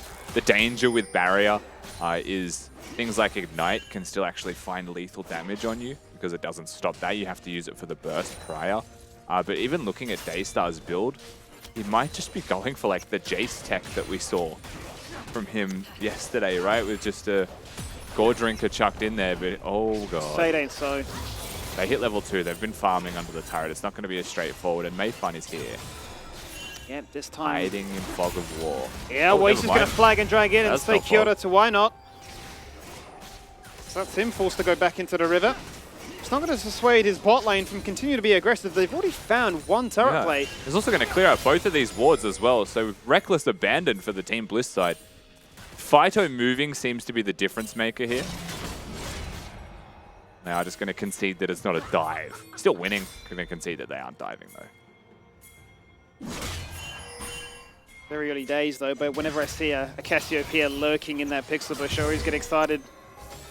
The face check into just the one shot. Nice little trade there by Benvi also. The thing that I wanted to quickly say as well with the Zed is that he's gone for the Conqueror and the Teleport, so he hasn't gone for Ignite and Electrocute, which is one of the other options. It's Blue. Oh, Blue filling himself into the Vital. One more attack, that's all you need. A flash for Flash!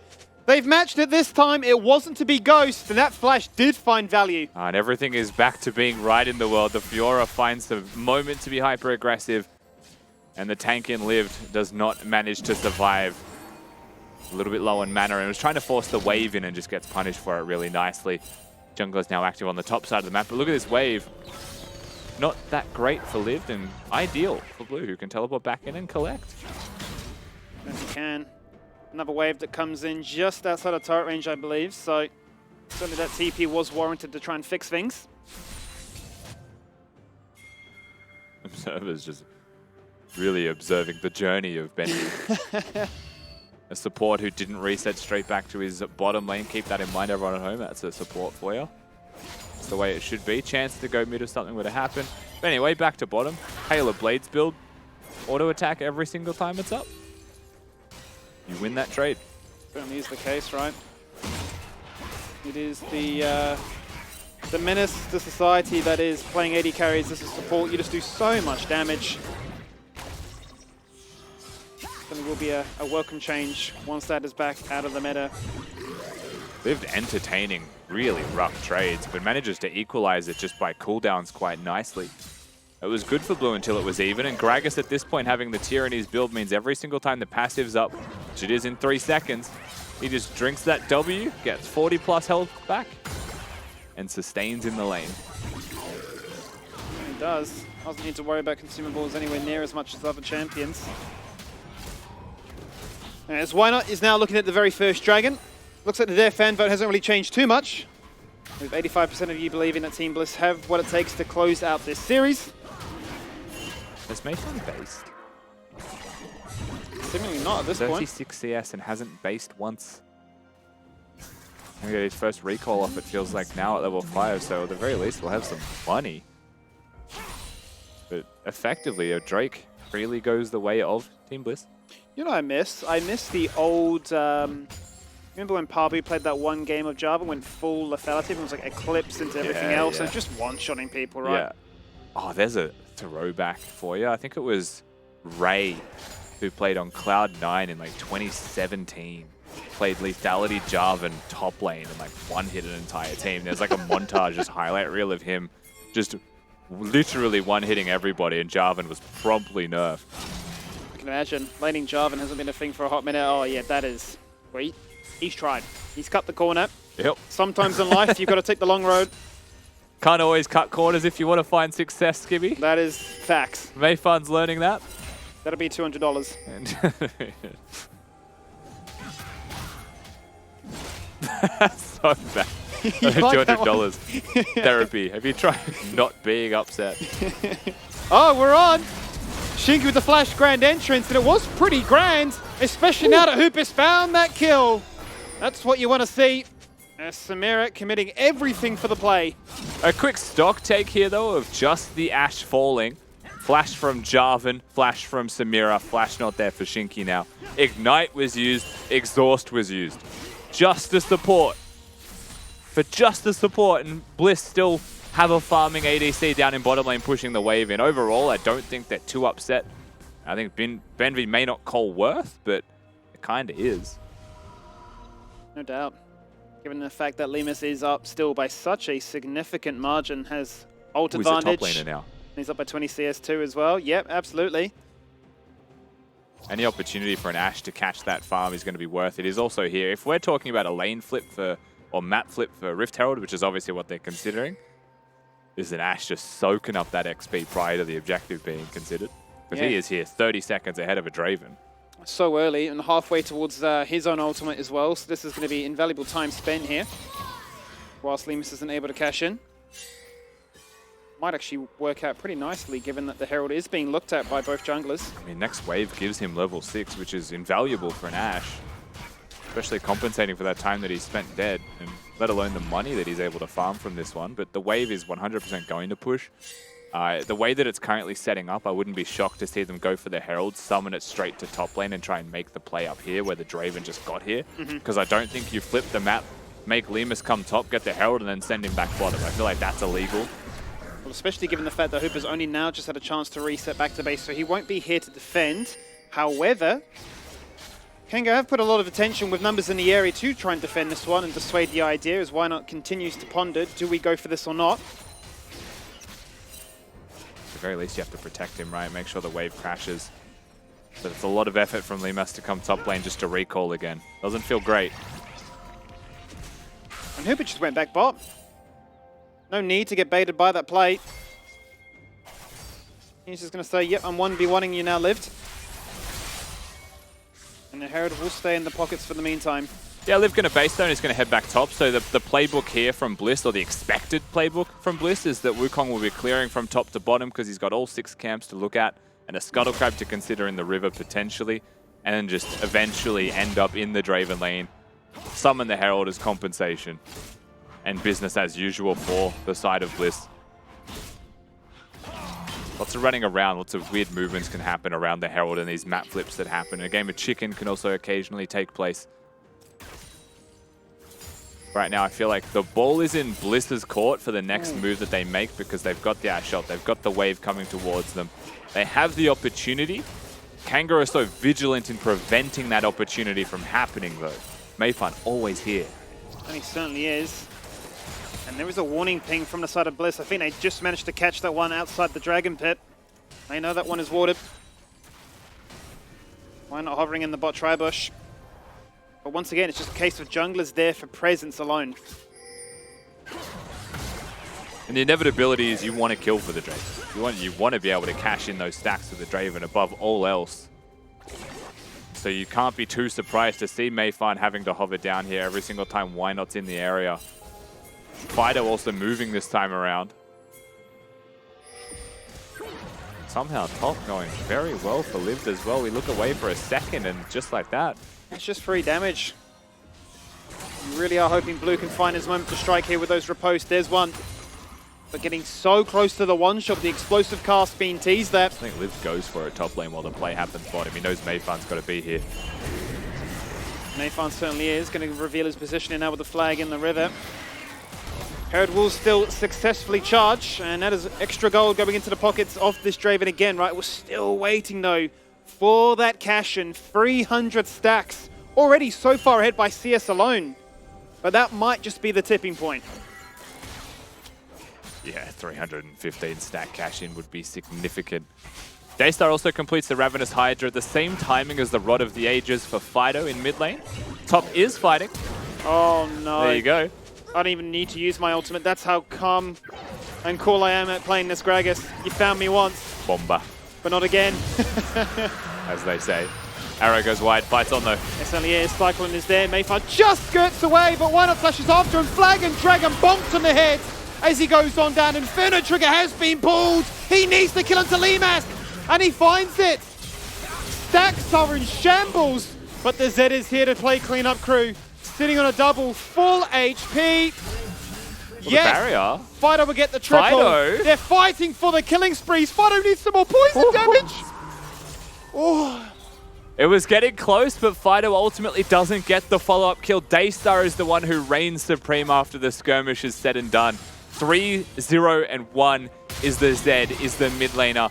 The big talking points here, first and foremost, Drake goes the way of Team Bliss. Fight happens, Arrow goes wide. Mayfan out of the fight before it even starts. But Hooper and Shinky find their angle, and Fido flashes forwards to make sure it happens. A big Inferno trigger and a full damage combo onto the Draven means the stacks are completely ruined.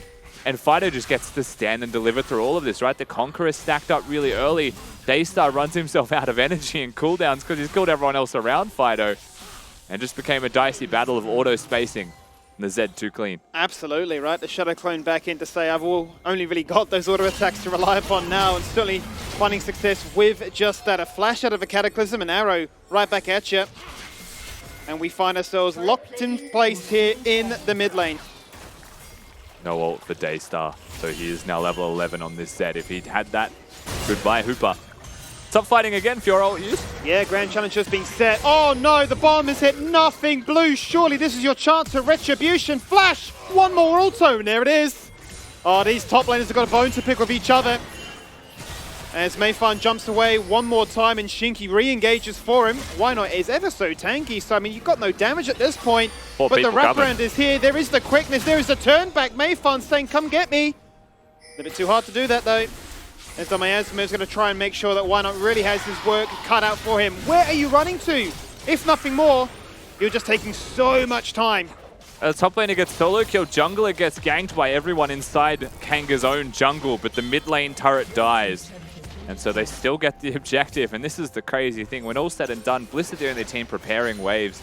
They are the only team really preparing minions. They're the ones putting the front foot forwards in setup. Kanga is still going toe-to-toe, however, when it comes to these kills and skirmishes. They're just not able to set up prior. I think Daystar's too deterred by what happened around him. And he's still farming up an absolute treat here, keeping everybody locked inside these side lanes too. Can't be too far away from his second item spike as well. You can see the most gold in the game, and by a pretty hefty margin too, but it is really a battle between two mid laners to try and see which one can snowball harder. A 1k divide between that and the Cassiopeia, having picked up all those kills in that previous fight down by the Dragon.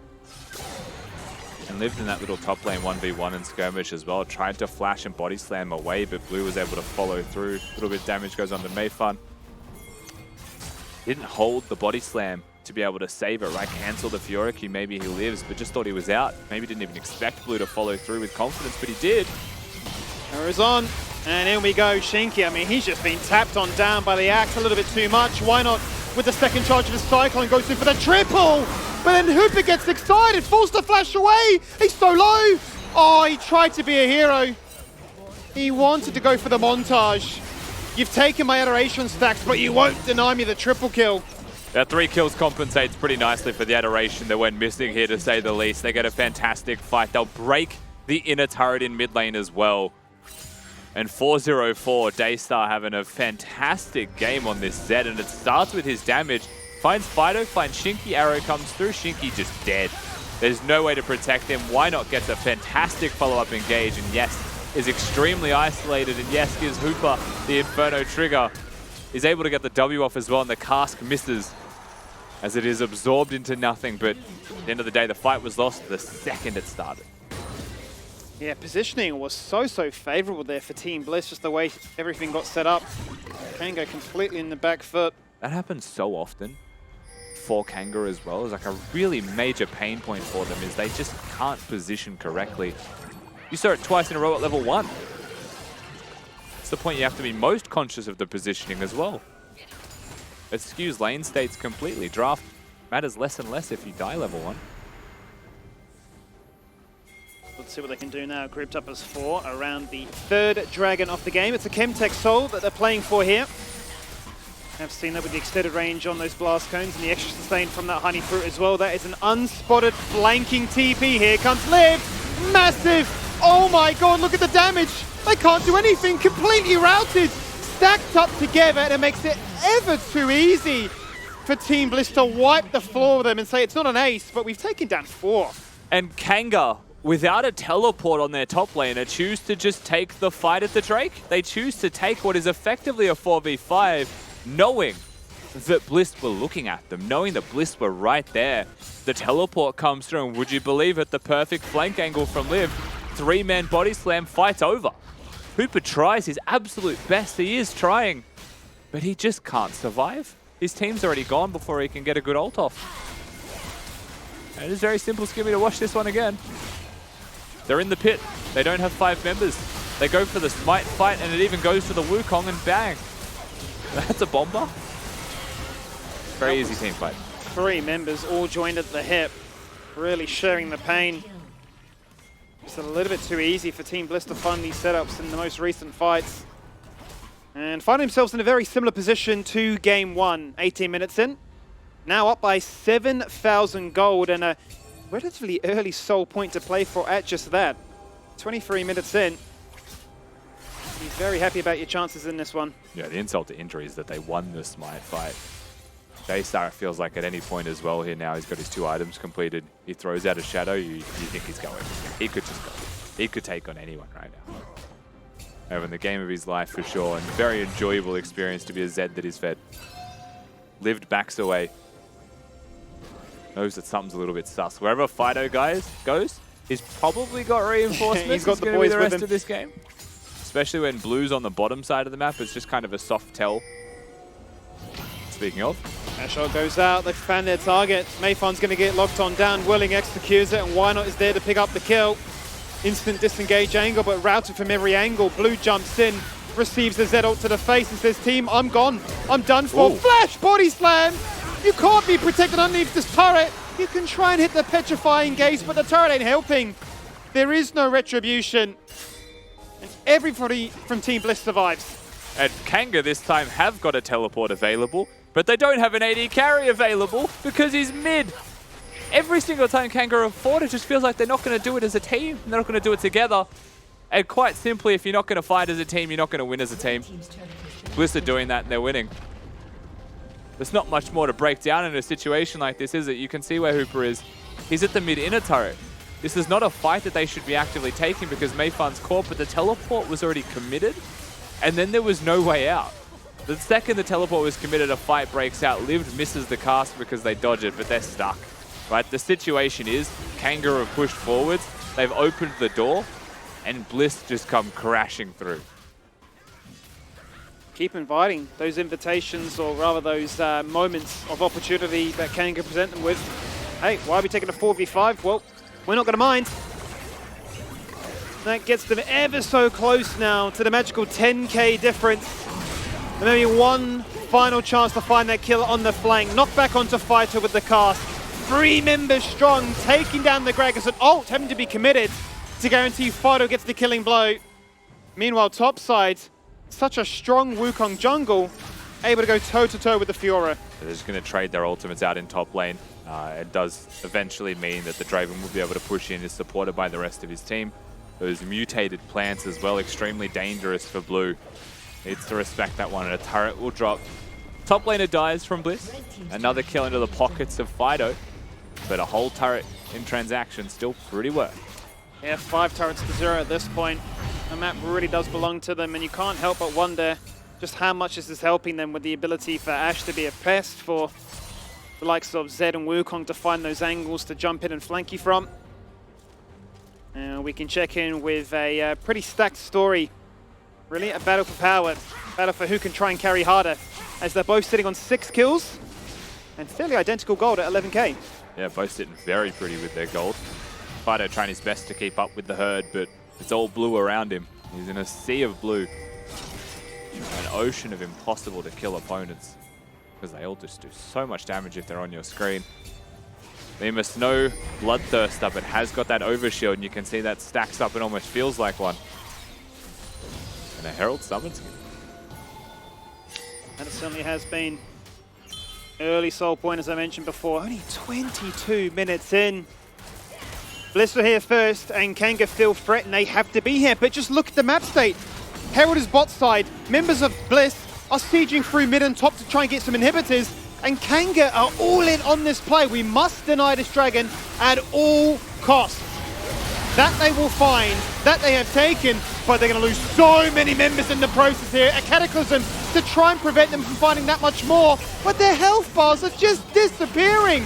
Zed, grouped up together, cleaves them down, and with the 3-item spike, and in the 4v5, they get the ace. They win a 4v5, a Ravenous Hydra Zed just litters them with damage. Wukong finds a combo, and they're just freely winning the game on multiple fronts. No good choice for Kanga. They were given no good options, and now they're going to lose their Nexus for it.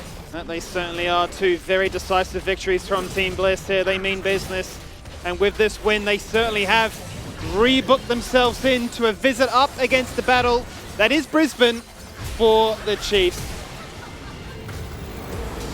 And a very clean 2-0 from Team Bliss. Very easy 2-0 for them as well. And like you just said, Skimmy, it felt like business. They came in, they didn't mess around. Why not is messing around? Probably going to have a conversation with his partner after this one because he's just relentless. Was he waiting to be shown on broadcast? Just let him go. How long is he going to go for? He's given up. He's tired now. He's tired. He's done. The illusion. That was like a solid 30 seconds. He's there. figured out they probably changed camera by now. They have to put me on camera at some stage, right? Well, I mean, I'd say it threw me and I lost my point, but I didn't have a point. Bliss just won. It was better. They this just was did better. win. 20-minute wins. This is just the best. The clear favourites in this one, you'd have to say. And just from the performance, it really was a comprehensive team win.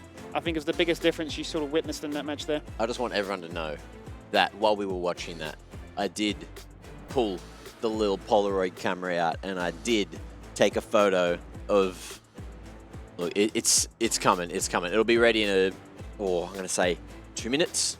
So we'll revisit that one, but it looks like a banger of whatever that dance was, Why Not was doing, and that is now part of the LCO. So congratulations, of course, for the win, but also just getting the best celebrations in, was it Why Not 10? You know, he probably deserves a little code plug on whatever bloody website is. You know, you guys might know it. Either way, big win, 2-0, statement, and they looked like a completely different team today. Also flexing the champ pool to a greater extent today as well, which is something you'll love to see against a team like Kanga.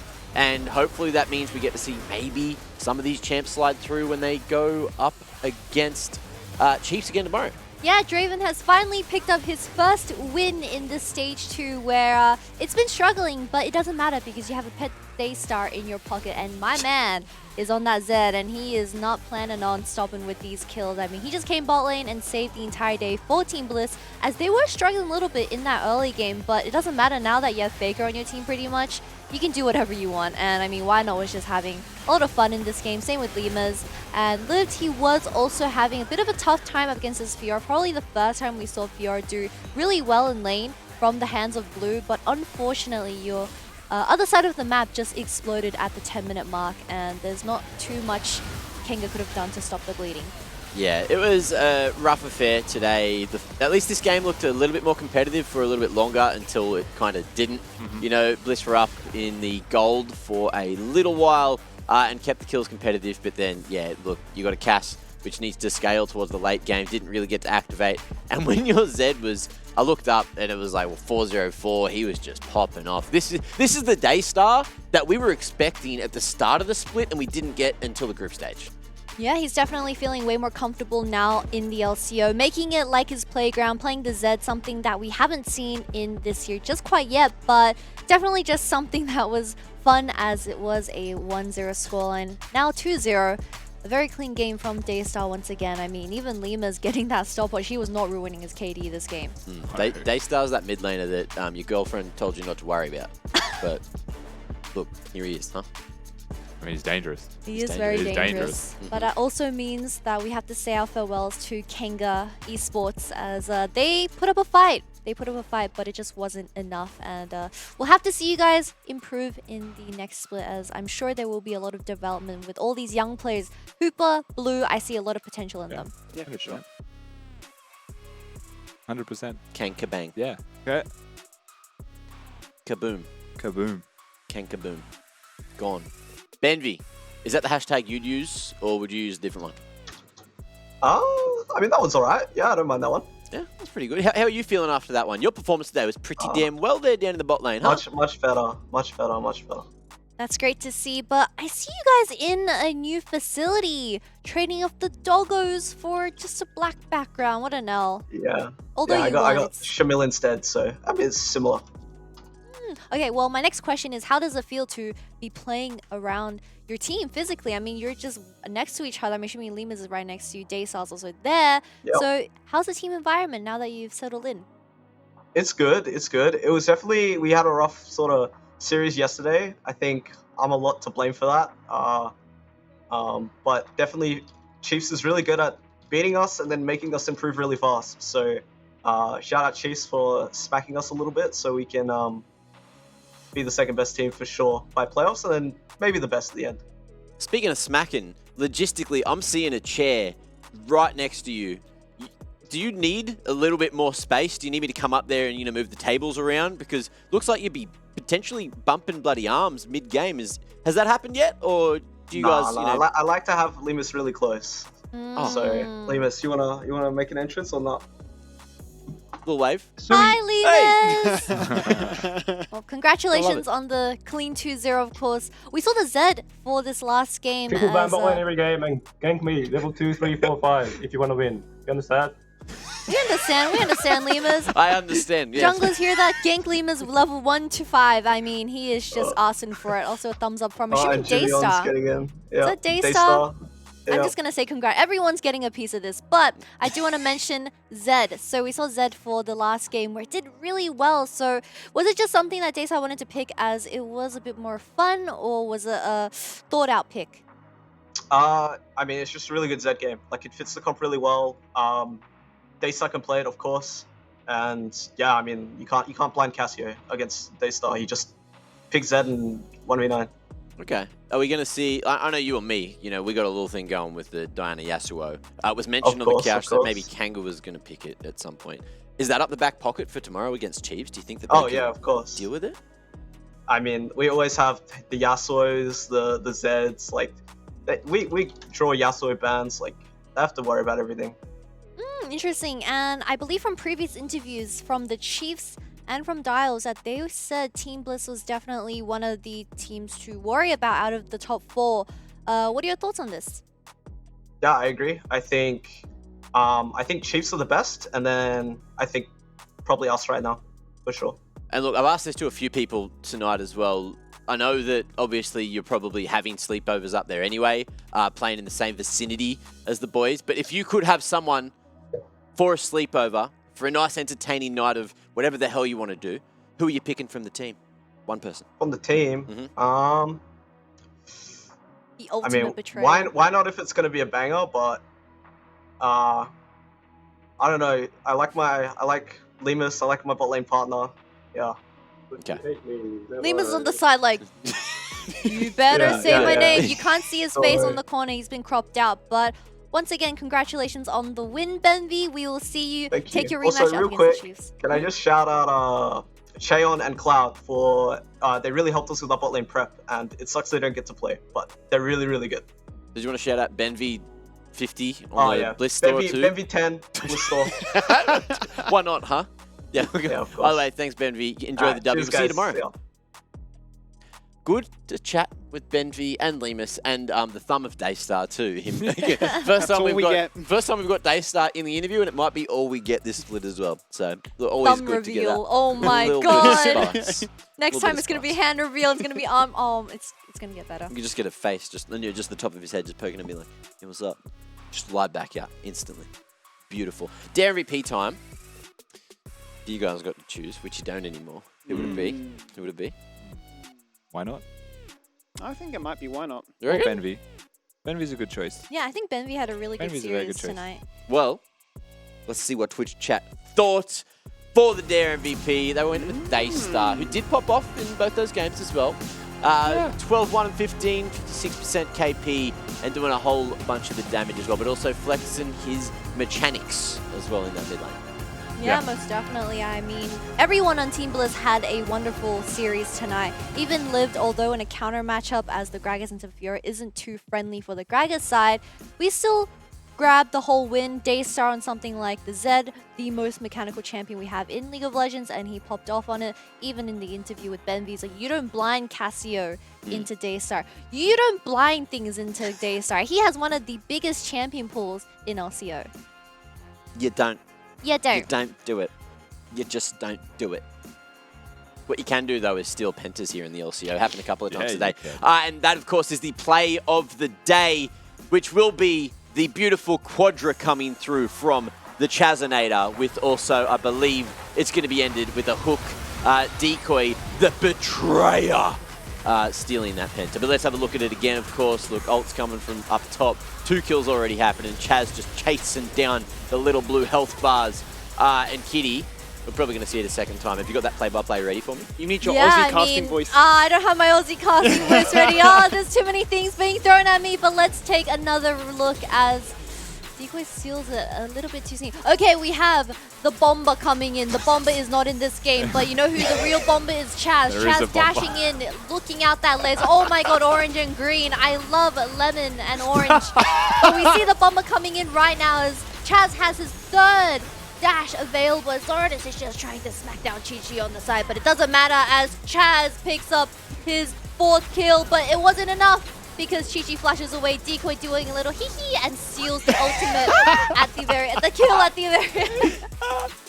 He's just yelling, Daddy. I love the lemon. The orange and the lemon. Yeah, we got into the fruit salad. We got into the citrus fruit. Orange and green everywhere. I love lemon. It's iconic. I love lemon. I love zesty gameplay. None of this cheese Good business.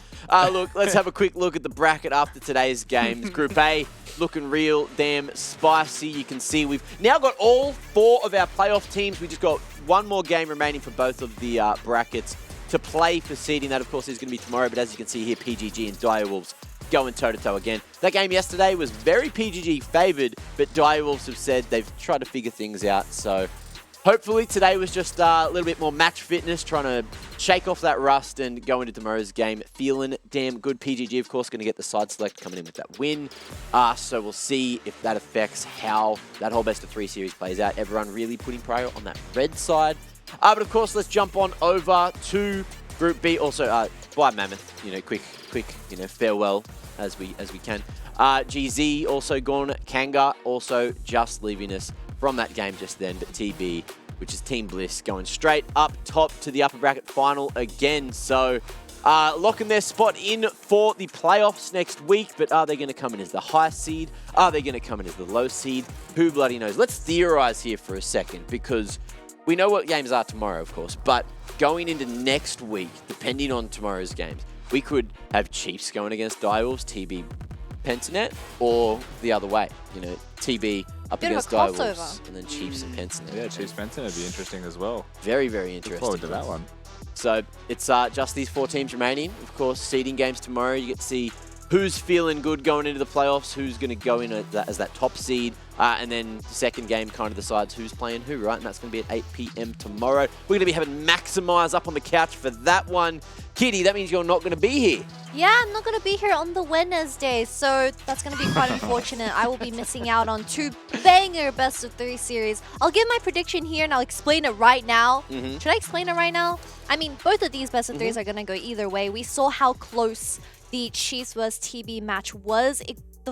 It just really depends on draft, in my opinion. And in the first one, which was Dials vs PGG, I mean, it was a very clean 2-0 from the side of PGG. However, I don't think Dials were in form. We saw Predator, he came back, he was extra ready, he had the Ophelos in his pockets, and he looked so prepared for this rematch up against PGG, which is his old organization, so he definitely has some beef there. But I think that the first best-of-3 might go to a 3 game, and the second one, ooh, Chiefs looking a little bit shaky, but everyone has been saying that they are the best org technically. Put that away, man. No magic, it's prediction time. Put that away. Chiefs, best team from Scrim, I'm assuming. Got told off my mum, like, stop it. So, 6 games. 6 games? Are y'all ready? Yes. Did you say a winner? I don't think you said a No, I'm not saying a winner. That's going to show you're up just tomorrow. saying 6 games. Yeah, 6 games. Okay, 6 Yeah, games. fair. Look, plenty from the fans. You guys really loved putting captions on this picture today, so let's have a quick look back. Look at some more, rather, Deadly Ghost coming through at Deadly G with the 3.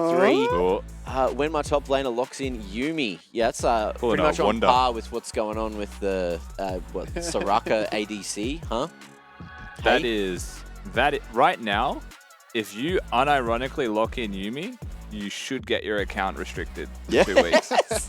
It is not in a state that can be picked. Officer Rusty And let has alone spoken. top lane, that is egregious. Pulling a bit of a wonder.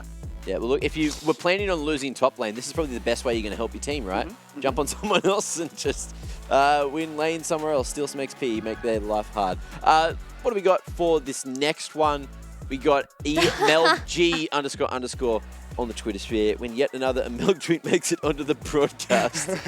Yeah. We need to make a compilation of how many times Amelk sneaks his way into Split 1 of 2023 because he's been getting a little bit too sneaky with it. We snuck into the grand final bloody last year. I don't know, yeah. the security guy just let some random Yeah, New it's Zealand weird. guy in. He was on the He was couch. like, fish and chips, and he just came in. He said fish and chips. I'm done. I'm done. Okay. Just came in and dropped Australian lingo until the security guy was like, yeah, makes sense. Hop on. You want some chippies, mate? Hey? Bloody little bit of Nando's. You got the meringue? Yeah, it's yours, not mine. Ha ha ha. And sneaks in. Nadette.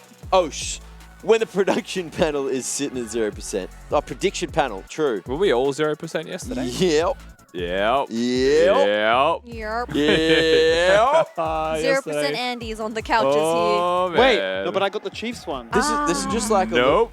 it's just like a little bit of a backhand. here. Skimmy and the You three know? Pislos on the analyst. Because I'm pretty sure on Snowball, like everyone mixed it up. They a were little bit. 50-50 on Snowball, I They believe. were Yeah. Like different little combos going everywhere, but someone got it right. Not us. Not us. Not us at all. Did we get some right today? We did. We got everything right today. We all got, yep. Except for Max, Oh, who good can on you, Max. justify Well done, that mate. prediction tomorrow. Kitty, any words to all the Kitty fans out there? We're Look. going to miss you dearly tomorrow. I'm not dying, Mac.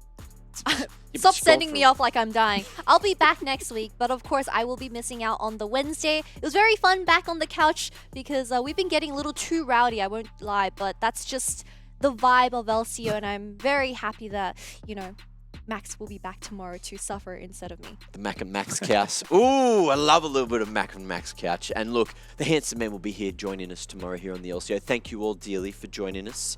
However, I'm going to miss you for a couple of hours. Look, we've got a big long day tomorrow. Go get some sleep. You're going to need it because we've got 2 bangers and I need to save some energy and not use it all for the outro. Bye!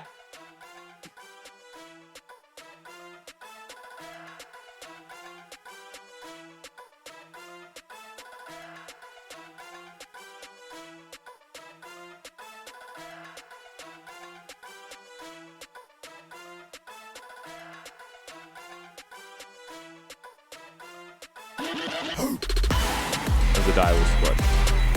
Can't get too chuffed with your performance just yet. There is still more to be done. 20 minutes in, down comes the laser one more time, and Chesney is now on a double kill. He's got the Rylai's. So how do you escape this Aurelian Soul just farming you up? Sitting on a triple. We talk about it being the Zeri show, but right now it's the Quadra show. They want to give him the this fifth. man the pentakill on the debut. Make it happen. Come on, Chaz. There is no... This is the last ditch effort. The culling goes out. Voice might die for it. It's not going to be stolen away. District 1 never got a chance. Baron picked up here by Direwolves, up by 16k gold. And how much more will it be after this team fight? They found 3. They are hitting him where it hurts. We just have more gold than you. You just cannot match us. And that is a perfect ace to close it out here. Certainly was rewarded, and why not just going to say, I'm here again. Did you miss me? Let's just run it back like we did, only a couple of minutes to go. You've got all your summons available. Those Can you Daystar. outplay us? There is Daystar, there is Benby opening up their account. And Hooper fighting for his life. And he can't even get a pity kill onto Limas. Bomba, But not again. as they say. Arrow goes wide, fights on though. It certainly is. Cyclone is there. Mayfire just skirts away, but why not flashes after him? Flag and Dragon bonks on the head as he goes on down. Inferno Trigger has been pulled. He needs to kill into Limas. And he finds it. Stacks are in shambles. But the Z is here to play cleanup crew. Sitting on a double, full HP. Yes, Barrier. Fido will get the triple. Fido? They're fighting for the killing sprees. Fido needs some more poison damage. some inhibitors, and Kanga are all in on this play. We must deny this dragon at all costs. That they will find, that they have taken, but they're going to lose so many members in the process here. A Cataclysm to try and prevent them from finding that much more, but their health bars are just disappearing.